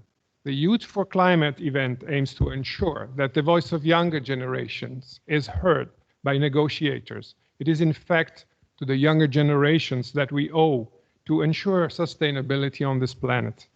Ministers taking part in the pre-COP will have an exchange with young delegates to the Youth for Climate event. I met the two delegates from Thailand, and they are very motivated. We look at COP26 as a driver for countries to elaborate and implement ambitious natural climate commitments in the short term and the successful transition to climate neutrality in the long term, anchored in concrete instruments for reducing emissions, especially in the sectors most responsible for emissions of greenhouse gases. Air pollution plays a key role. Italy, chairing also the G20 this year, and as a member of the European Union, is multiplying its initiatives on climate change in Asia and the Pacific. As a development partner of ASEAN since last year, we strive to collaborate with ASEAN and its member states on climate change, mitigation, and resilience. As observer to the Indian Ocean Rim Association, we aim to offer our expertise on blue economy and tackling maritime pollution. The Italian Ministry for Ecological Transition has allocated a substantial amount of resources to underpin our engagement on sustainability and the 2030 agenda in the Asia-Pacific. 20 million euros are available for activities within bilateral MOUs on sustainable development in the ASEAN region. Air pollution can be a key area of intervention. Italy is willing to support projects that focus on a greener and more sustainable future in the ASEAN region. In this very spirit, the ASEAN Catalytic Green Finance Facility will receive $300 million by the Green Climate Fund, financed by Italy with $550 million, which will support low emissions climate change mitigation investment projects. Last week, I had the honor to sign an agreement with the Executive Secretary of ESCAP for a contribution by Italy to the Multi-Donor Trust Fund on Tsunami Disaster and Climate Preparedness. As distinguished speakers mentioned earlier, air pollution is a major problem globally and particularly in this region. Many factors are causing this problem, from traffic pollution to agricultural practices such as crop burning to coal-fired power plants. ESCAP is taking up this issue with a committed engagement of member states and observers, including my country. Italy is ready to support. Thank you. Excellency, thank you very much for that positive message. Next on the list, Her Excellency Madame Roshan Yesbulatova, Ambassador and Permanent Representative to ESCAP, the Republic of Kazakhstan. Over to you, Excellency.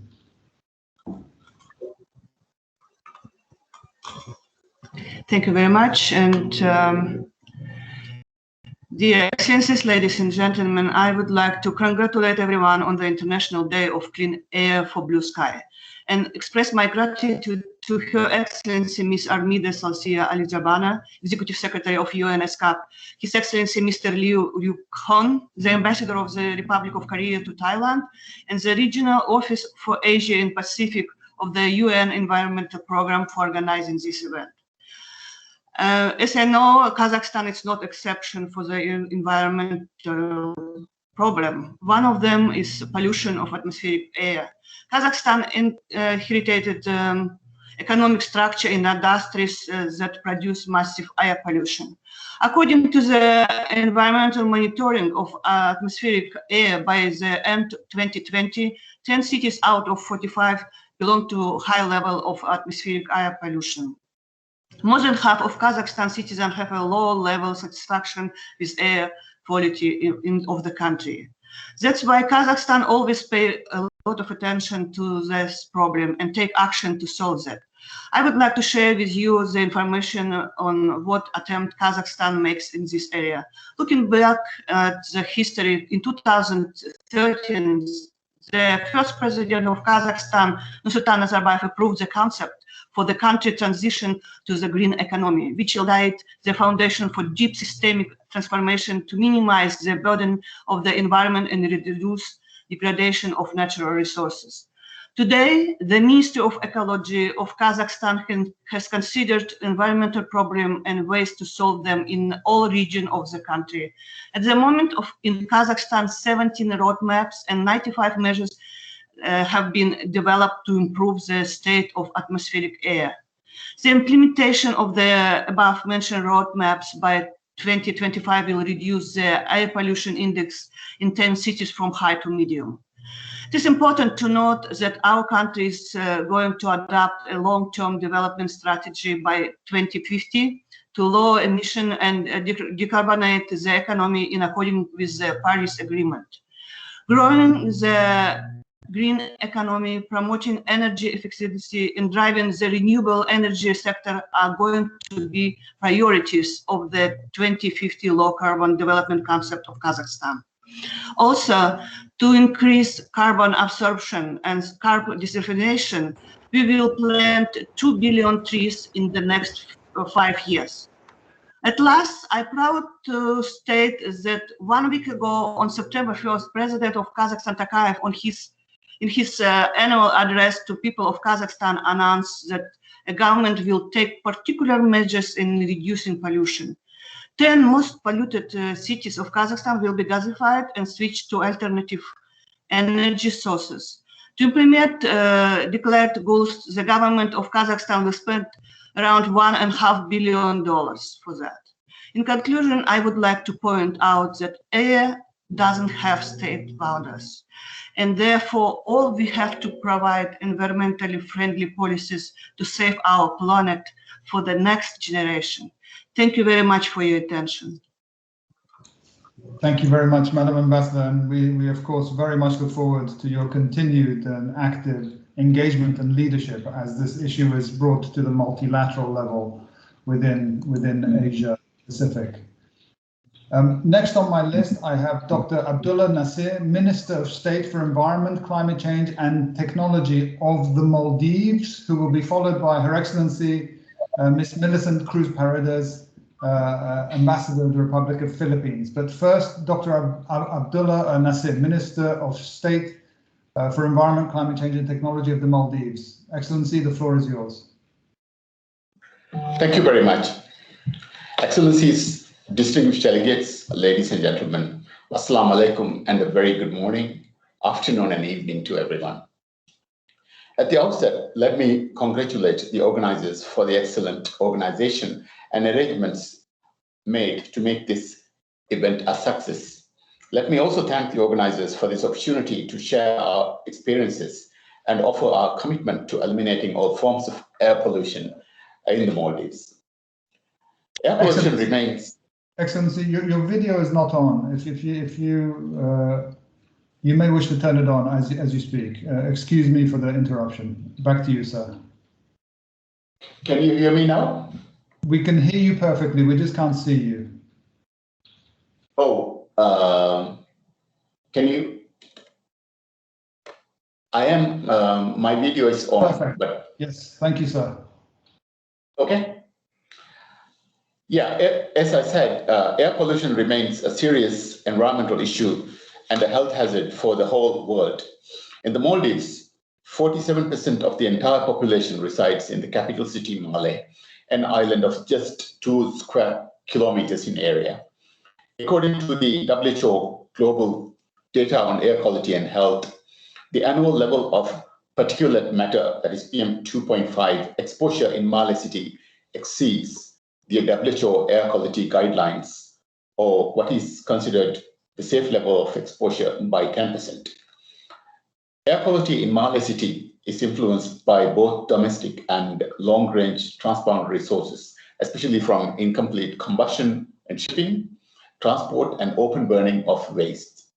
Research shows that for Male City, an annual average 70% particulate matter level is imported by long-range transport. Research also shows a large seasonal impact on air quality in the Maldives. Even at remote locations such as the Hanamadu Island in the north, in 36% of observed cases, the WHO recommended levels of fine particulate matter were breached. In addition to the National Action Plan on air pollutants, we are also looking at a number of other measures to curb air pollution, such as improving public transport and replacing vehicles with electric models through integrated sustainable and low emissions transport project in the Maldives. This project is working towards mitigating greenhouse gas emissions, promote energy security, and to improve air quality through introducing, demonstrating, and promoting integrated, sustainable, low emissions transport mechanisms. The strategic action plan of the government places a high priority on air quality management. In this regard, the Ministry of Environment, Climate Change and Technology has developed national standards on fuel quality and vehicle emissions, and we are currently working on institutionalizing these standards. The government of Maldives has also initiated the designing of an air quality monitoring program, which will focus on selection of monitoring sites, parameters, and the configuration of sensors and stations for the Greater Malay region. Reliable, comprehensive data are key to improving air quality at all levels of society. In order to address the need for data and better air quality monitoring in the country, we are currently in the final stages of establishing a low-cost air quality monitoring system covering the entire country, which would monitor air quality in real time. We remain committed to develop, implement, and monitor measures to curb all forms of air pollution in the country. Nevertheless, in order to protect human health from negative impacts of air pollution, we need a more coordinated effort in terms of policy formulation and implementation. For instance, air quality management and climate change mitigation can work in harmony, especially in sectors which clear overlap such as energy, transport, and waste. We recognize that there are challenges. Limited data on pollution sources, emissions, and levels of air quality to subsequently identify measures to mitigate concentrations proposes a significant challenge in our efforts. Development of human resources and technical expertise within the government is essential for better management of air quality and related matters. In addition, more awareness and advocacy is required, especially regarding linkages between air pollution and human health. Before I conclude, let me emphasize the importance of the global community working together to address the issue that transcends national boundaries. No one country, big or small, can address this issue alone. We must act now. By sharing our resources, experiences, and expertise, let us work together to eliminate harmful substances in the air, to protect our health and the planet. I thank you.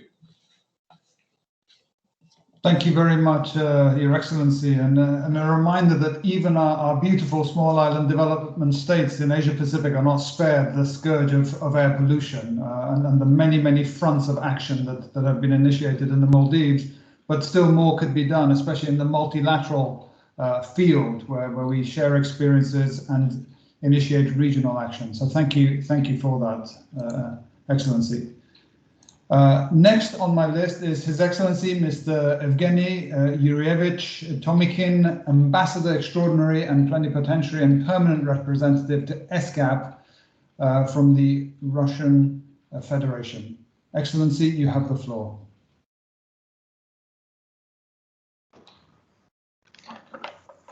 Thank you very much. Actually, I expected that Ambassador of the Philippines was in your list before me. So shall I continue? Please continue. It's my error, but please continue. Okay. Excellencies, dear friends, good afternoon. Today we are discussing the topic that is of vital importance for every person, the quality of air. Russia has been steadily reducing the level of air pollution for several years, which became possible due to the implementation of the federal project Clean Air within the framework of the National Project Ecology. Over the past year, the total volume of pollutant emissions in Russia decreased by 5% compared to 2019 and amounted to 21.5 million tons, which is the minimum value since the start of observation in 2010. Within the framework of this project, 39 stationary posts of the state monitoring network for air pollution in cities were modernized and 4 mobile laboratories were put into operation. In addition, the relevant authority of my country, Rosgidromet, has modified 15 existing posts of the state monitoring network for air pollution, which harmonized for the evaluation of air quality in my country with indicators that meet international requirements. Unfortunately, the load on nature in a number of parameters has reached critical values in the region. One of the factors which has negative consequences for the quality of air are forest fires that have swept over many countries in recent years. Forests known as lungs of our earth were badly damaged for decades. The Russian government is making efforts not only for forest restoration, but also to mitigate the effects of forest fires on air pollution. For this purpose, a satellite monitoring system for the fire situation has been developed and is being effectively used, which allows to receive on a regular basis daily statistical reports on existing and emerging new fires, which contributes to a detailed evaluation of the impact of gases on the atmosphere. In addition, my government decided to develop effective fire protection network in sparsely populated areas in Siberia and the Russian Far East, with the permanent placement of firefighting equipment. In conclusion, I would like to emphasize that Russia supports the consistent expansion of cooperation on air pollution issues in ESCAP. We believe that we need an additional impetus in implementing the targets set out in Commission Resolution 75/4. Otherwise, the emissions of pollutants and greenhouse gases may reach a critical mass, which means that future generations will get from us an environment unsuitable for life. Thank you very much. Thank you very much, Excellency. Clearly, also quite a lot that we could learn from the Russian experience, and we certainly take note of what you said about the additional impetus needed to really put the resolution passed by our member states into action. Next, and with my huge apologies, Her Excellency, Madam Millicent Cruz Paredes, Ambassador and Permanent Representative to ESCAP, the Republic of the Philippines. Excellency, the floor is yours. Thank you very much, and good afternoon, dear colleagues. As the Philippines joins the international community in commemorating the Second International Day of Clean Air for Blue Skies, I would like to thank the ESCAP Secretariat and the Embassy of the Republic of Korea for bringing us together today. The Philippines recognizes the importance of identifying the principal causes of air pollution in the region. The Philippines is committed to enhancing efforts to tackle air pollution across all sectors, including transport, agriculture, and industry. Guided by the country's integrated air quality improvement framework, Air Quality Control Action Plan, and other relevant laws such as the Clean Air Act and the Philippine Constitution, which recognizes Filipinos' right to clean air, The Philippines continues to strive in improving air quality through effective implementation of legislation and policies. The government continues to monitor air quality in the country. Subnational clean air being planned and implemented at the level of airsheds. Currently, there are 20 each with an action plan overseen by the Air Quality Management Section of the Department of Environment and Natural Resources. Other examples of the Philippine government's cross-cutting initiatives are the ongoing study of air pollutant source identification and apportionment of the Department of Science and Technology, the adoption and enforcement of advanced vehicle emission standards, and the promotion of electric mobility of the Department of Transportation, the research and development program on household use of efficient non-wood-based biomass stove for domestic cooking of the Department of Energy, and the National Organic Agriculture Program 2012 to 2016 to promote and develop organic agriculture with greener farming methods and techniques. During the lockdown of Metro Manila following the onset of the COVID-19 pandemic in early 2020, the Filipinos remarked at the cleaner, bluer skies over the national capital region of the Philippines. While lockdowns are not a solution to air pollution, the pandemic showed us that everyone has a part to play from small changes to personal lifestyles and making better transport choices to smarter city planning and agriculture. While everyday life has been altered, the Philippines looks to the future, confident in its ability to tackle air pollution challenges in line with its sustainable development agenda, with the support and cooperation of its regional and international partners. The Philippines looks to ESCAP as a platform in which the region can discuss the tangible steps we need to take forward achieving the goal of clean air in the Asia Pacific. Thank you for your kind attention. Thank you very much, Madam Ambassador, for your words, for the experiences from Philippines, including the city level action that is so critical for such an urban region as ours. Next on the list is His Excellency Mr. Fan Chi Tan, Ambassador Extraordinary and Plenipotentiary and Permanent Representative to ESCAP and other international organizations based in Bangkok, from the Socialist Republic of Vietnam. Excellency, the floor is yours.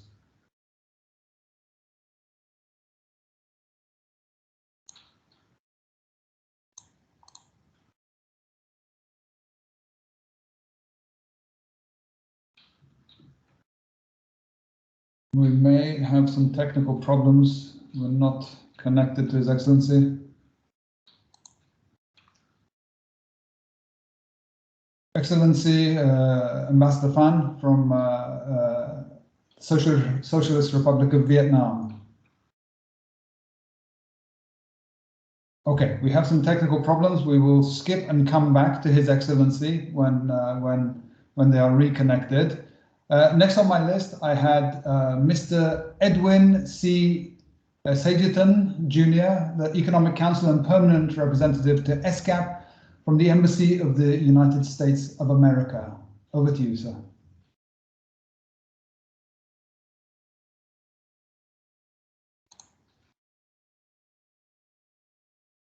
I'm not having much luck right now. The Embassy of the United States. All right, we'll keep pushing on. We will find space for the ones we've missed out. Next, I think you did everything right. It says, can you hear me now? This is Ed Sagerton. Yes. All right, great. Sorry for that little technical difficulty, but it's almost required a little bit of a glitch before you can get rolling. Anyway, good afternoon to everyone. The United States is thrilled to help commemorate the second International Day for Clean Air and Blue Skies. All of us know how serious a threat air pollution is to our health and the environment, and how challenging it can be to address its negative impact. Every year, around 7 million premature deaths are attributable to air pollution, and more than 4 million of those are in the East and Southeast Asia. Air pollution often concentrates to dangerous levels in specific areas, such as some of our large cities, But pollution is not slowed down by borders and easily spreads across regions. The transboundary nature of air pollution makes international cooperation crucial. We are pleased that events such as this one today can help foster cooperation between countries in the region. Over the past decade, the United States has greatly increased its international engagement on air quality issues. And in recent years, research has found that we have greatly underestimated the human and economic cost of air pollution. In the United States, we have made important and significant progress in addressing air pollution. Since the passage of the Clean Air Act in 1970, the United States has reduced air pollution by 70%, while growing the economy 246%. Even so, the US Environmental Protection Agency estimates air pollution is still responsible for 135,000 deaths in the United States each year. So, although we know that improving air quality is possible, we remain acutely aware that effectively addressing air pollution is a long and ongoing process. Air quality is one of the United States' top environmental priorities for this region, and we are working closely with countries and stakeholders across the region to improve the air quality. A key part of this engagement is through the US Department of State's Air Quality Program, which strengthens and catalyzes action in places where we can lessen the most severe air pollution and its transboundary impacts. We work with a wide range of implementing partners in the region, including the United Nations Environmental Program, as well as NGOs such as RTI. We also work to enhance data coverage, accuracy, and precision, to strengthen data management, and to expand awareness and understanding of air quality issues among practitioners, decision makers, and the public. The State Department has also contributed directly to the availability of good data through our diplomatic missions across the world. Over 70 US embassies and consulates, and more than half of them in Asia, have installed reference-grade air quality monitors, which publish real-time data on the same site EPA uses to display US domestic air quality data. Having good and public data is crucial to making real progress. When people know how much pollution is in the air and the effect it can have on the health of their loved ones, they tend to push for cleaner air. I hope through events such as this one, we can continue to foster the kind of regional cooperation that will help us clean up our air and protect all our citizens. Thank you. Thank you very much, Mr. Secretary, and anyone who has been working on air pollution can't fail but to be inspired by the Clean Air Act, which was really a leading, cutting-edge piece of environmental legislation when it first came out 50 years ago.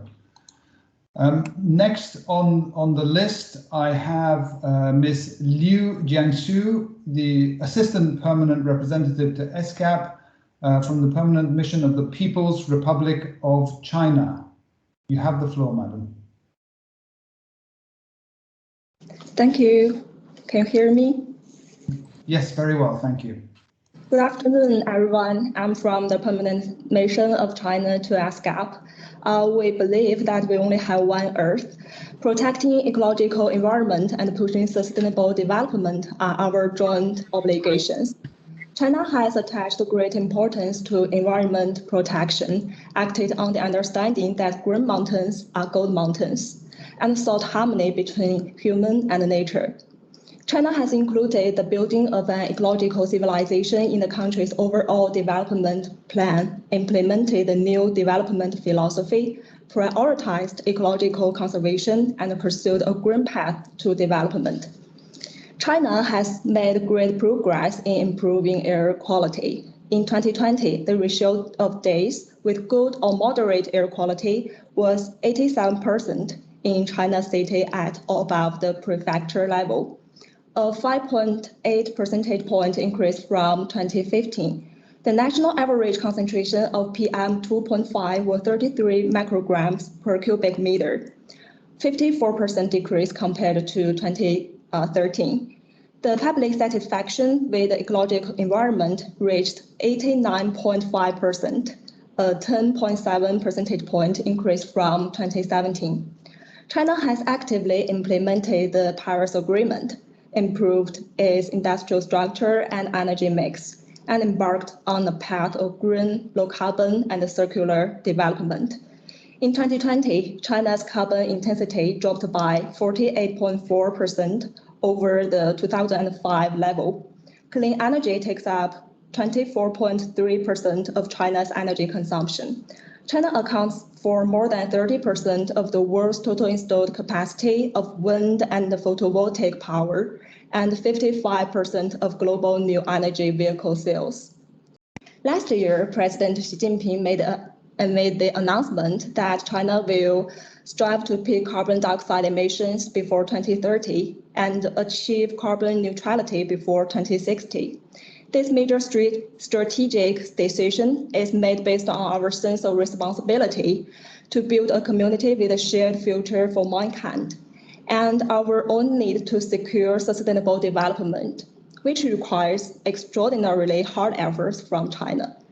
China will continue to promote construction of ecological civilization, advance green development, and low carbon transformation, and promote the building of the community of life for man and nature. We look forward to working with all parties, making joint contributions to tackling climate change and promoting sustainable development in Asia and Pacific. Thank you. Thank you very much. Thank you very much, Madam Liu. Next on the list, I have Mr. Basanku Pureb, who's the Deputy Director, Department of Multilateral Cooperation from the Ministry of Foreign Affairs of Mongolia.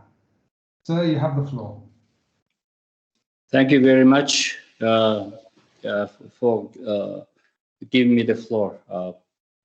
Excellencies, distinguished delegates, we are very happy and thrilled to commemorate the second International Day of Clean Air and Blue Sky for Blue Sky. Let me start by congratulating organizers and contributors for your efforts to tackle air pollution at the regional, particularly in these difficult time of COVID-19. Internationally and individually, we are facing a phenomenal, yet the hardest challenge, which demands the world community to respond in a more effective and coordinated way at local and national, regional, global levels.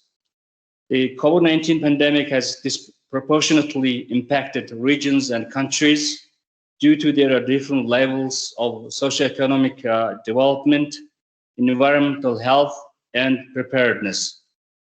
The government of Mongolia has set an ambitious target to cut air pollution in its capital city by 80% and to achieve better air quality in provinces by 2024. In this regard, it is our belief that inclusive and participatory mechanisms are highly important for reaching this aspiring goal. With the aim to tackle air pollution and the novel COVID-19 pandemic, the government of Mongolia has been taking various measures, including the provisional suspension of electricity bill at the household level to promote alternative green heating solutions, as well as the introduction of coal briquette as the only type of fuel that is allowed to be burned in metal stoves as a primary source of heating and cooking. In 2020, statistical data showed that the most dangerous pollutant, PM 2.5 concentration, was reduced by 18% and PM 10 by 27% since the enforcement of the new regulation. Distinguished delegates, I would like to highlight the urgent need to strengthen international cooperation at the global, regional, and sub-regional levels in various areas related to improving air quality, including the collection and utilization of data, joint research and development, as well as sharing of best practices. Moreover, it should be noted that various projects, partnerships, mechanisms, and instruments at the national and regional global levels are essential for making substantial progress in combating air pollution and eventually attaining the air quality air fit for the health and livelihoods of people, in particular in developing countries where air pollution persists. In conclusion, I wish to reaffirm our firm commitments to further contribute to the international efforts to improve air quality, including reducing air pollution to protect human health. I thank you for your attention. Thank you very much, sir, and for bringing us the specific case of Mongolia and some of its recent success stories. Next on the list, I have Ms. Donna Yates, Deputy Head of Air Quality and Industrial Emissions from the Department for Environment, Food and Rural Affairs of the United Kingdom. Ms. Yates, you have the floor. Thank you. And a very good morning from London. On behalf of the UK, I would like to thank the Republic of Korea and ESCAP for organising this excellent event, and your Excellencies, ladies and gentlemen, for inviting me to speak on this second day of Clean Air and Blue Skies. In the UK, air pollution has reduced significantly over the last decade. For example, emissions of PM2.5 have fallen by 11%, and nitrogen oxide emissions are at their lowest since records began. However, we know there's more to do. Air quality is still the top environmental risk to human health in the UK and the fourth greatest threat to public health after cancer, heart disease and obesity. As we've heard from many of the speakers today, globally air pollution accounts for over 7 million deaths per year due to stroke, heart disease, lung cancer, acute and chronic respiratory diseases, and is widely being classified as the leading environmental cause of death and disability worldwide. The UK are continuing to take urgent action to curb the impact of air pollution and the impact it has on our communities through our Clean Air Strategy and new landmark Environment Bill. The UK is investing to increase uptake of ultra-low emission vehicles, to increase cycling and walking, and to improve local transport systems in cities. We have legislated to restrict the sale of the most polluting solid fuels, and we are ending the sale of new petrol and diesel cars and vans by 2030.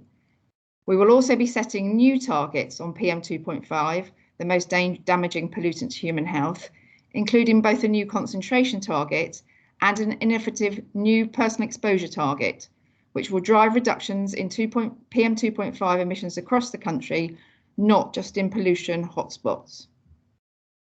Many of the actions the UK is taking will help tackle both climate change and improve air quality. For COP26, countries are being asked to come forward with ambitious 2030 emission reduction targets that align with reaching net zero by the middle of the century. These carbon emission reduction policies have the potential to improve air quality, for example, by rapidly moving away from coal towards renewable energy. As mentioned by previous presenters, it's not just the emission sources which are common across air quality and climate change, but also selective pollutants, and in particular short-lived climate forces such as black carbon and ozone precursors. Both our national and international air quality targets require that emission reduction commitments for fine particulate matter prioritise measures that also reduce emissions of black carbon. However, in addition to the many co-benefits, we must also recognise the risks and recognise that some approaches to carbon emission reductions can result in increased air pollution. As set out in our nationally determined contribution, the UK supports decarbonisation approaches that strive to improve air quality and minimise adverse effect on human health. In addition to taking action at the local level, the UK has long recognised that tackling air pollution requires more than the actions of individual countries, and an international coordinated approach is essential. Sharing of information, scientific and technical expertise, and learning from the experiences of others is key to developing the best approaches to tackling air pollution. The UK is one of the original signatories to the 1979 Convention on Long-Range Transboundary Air Pollution, more commonly known as CLRTAP. Through this convention, the UK works with other countries in supporting international programmes which drive forward scientific understanding of air pollution emissions. The convention now has 51 parties, including Canada, the EU, Russia and the US, and 8 protocols which focus on setting target reductions on air pollutants, including the Gothenburg Protocol. The work of the convention has played a key role in reducing key harmful pollutants in both Europe and North America. The CLRTAP currently collaborates with a number of global conventions and organisations such as the UNFCCC on climate change, the Stockholm and Minamata Conventions. It also has links to the World Health Organization and the WMO. Over 40 years, the convention and its parties have built up a great deal of expertise and intelligence on air quality issues. Although most of the science and evidence is available to the convention relates to developed countries, a large proportion can be directly applied to the less well-developed countries. The parties to the convention are keen to share their expertise with other countries outside of the UNECE region on a broad range of topics, and also learn from other regional approaches to tackling air quality. The earlier presenters gave good examples of the topics which we could collaborate on. In order to achieve this broader cooperation, the convention has agreed to establish a new task force, the Forum for International Cooperation on Air Pollution, or FICAP, another one of our acronyms. This task force will be chaired initially by the UK and Sweden, and the express intent is twofold. First, we wish to provide a forum for international exchange of information and mutual learning on both the scientific and technical and policy levels to help address the threat to human health and ecosystems, and to act as a repository for technical information and a convener of countries and organisations with the goal of increased international cooperation on addressing air pollution. The co-chairs of this new task force, the UK and Sweden, are keen to reach out to other member states and delegates, and I would encourage any of you who have yet to get in touch to do so. We hope to secure a mandate for the new task force, our executive body meeting in December, and launch the task force in early 2022. Thank you very much for your time.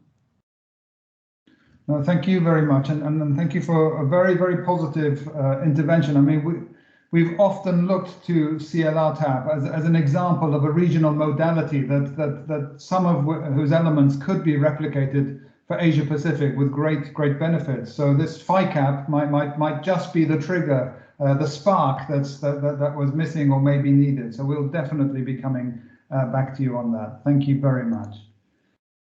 My last speaker on the list is Mr. Odilbek Kamilbekov, Deputy Head of Atmosphere Air Protection Department, the State Committee of the Republic of Uzbekistan for Ecology and Environmental Protection. Uzbekistan, you have the floor.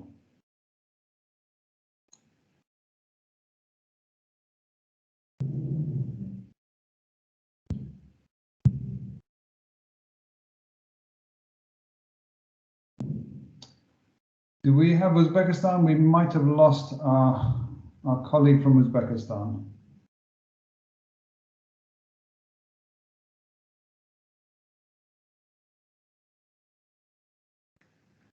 Mr. Odilbek from Uzbekistan, if you would like to take the floor, I would be delighted.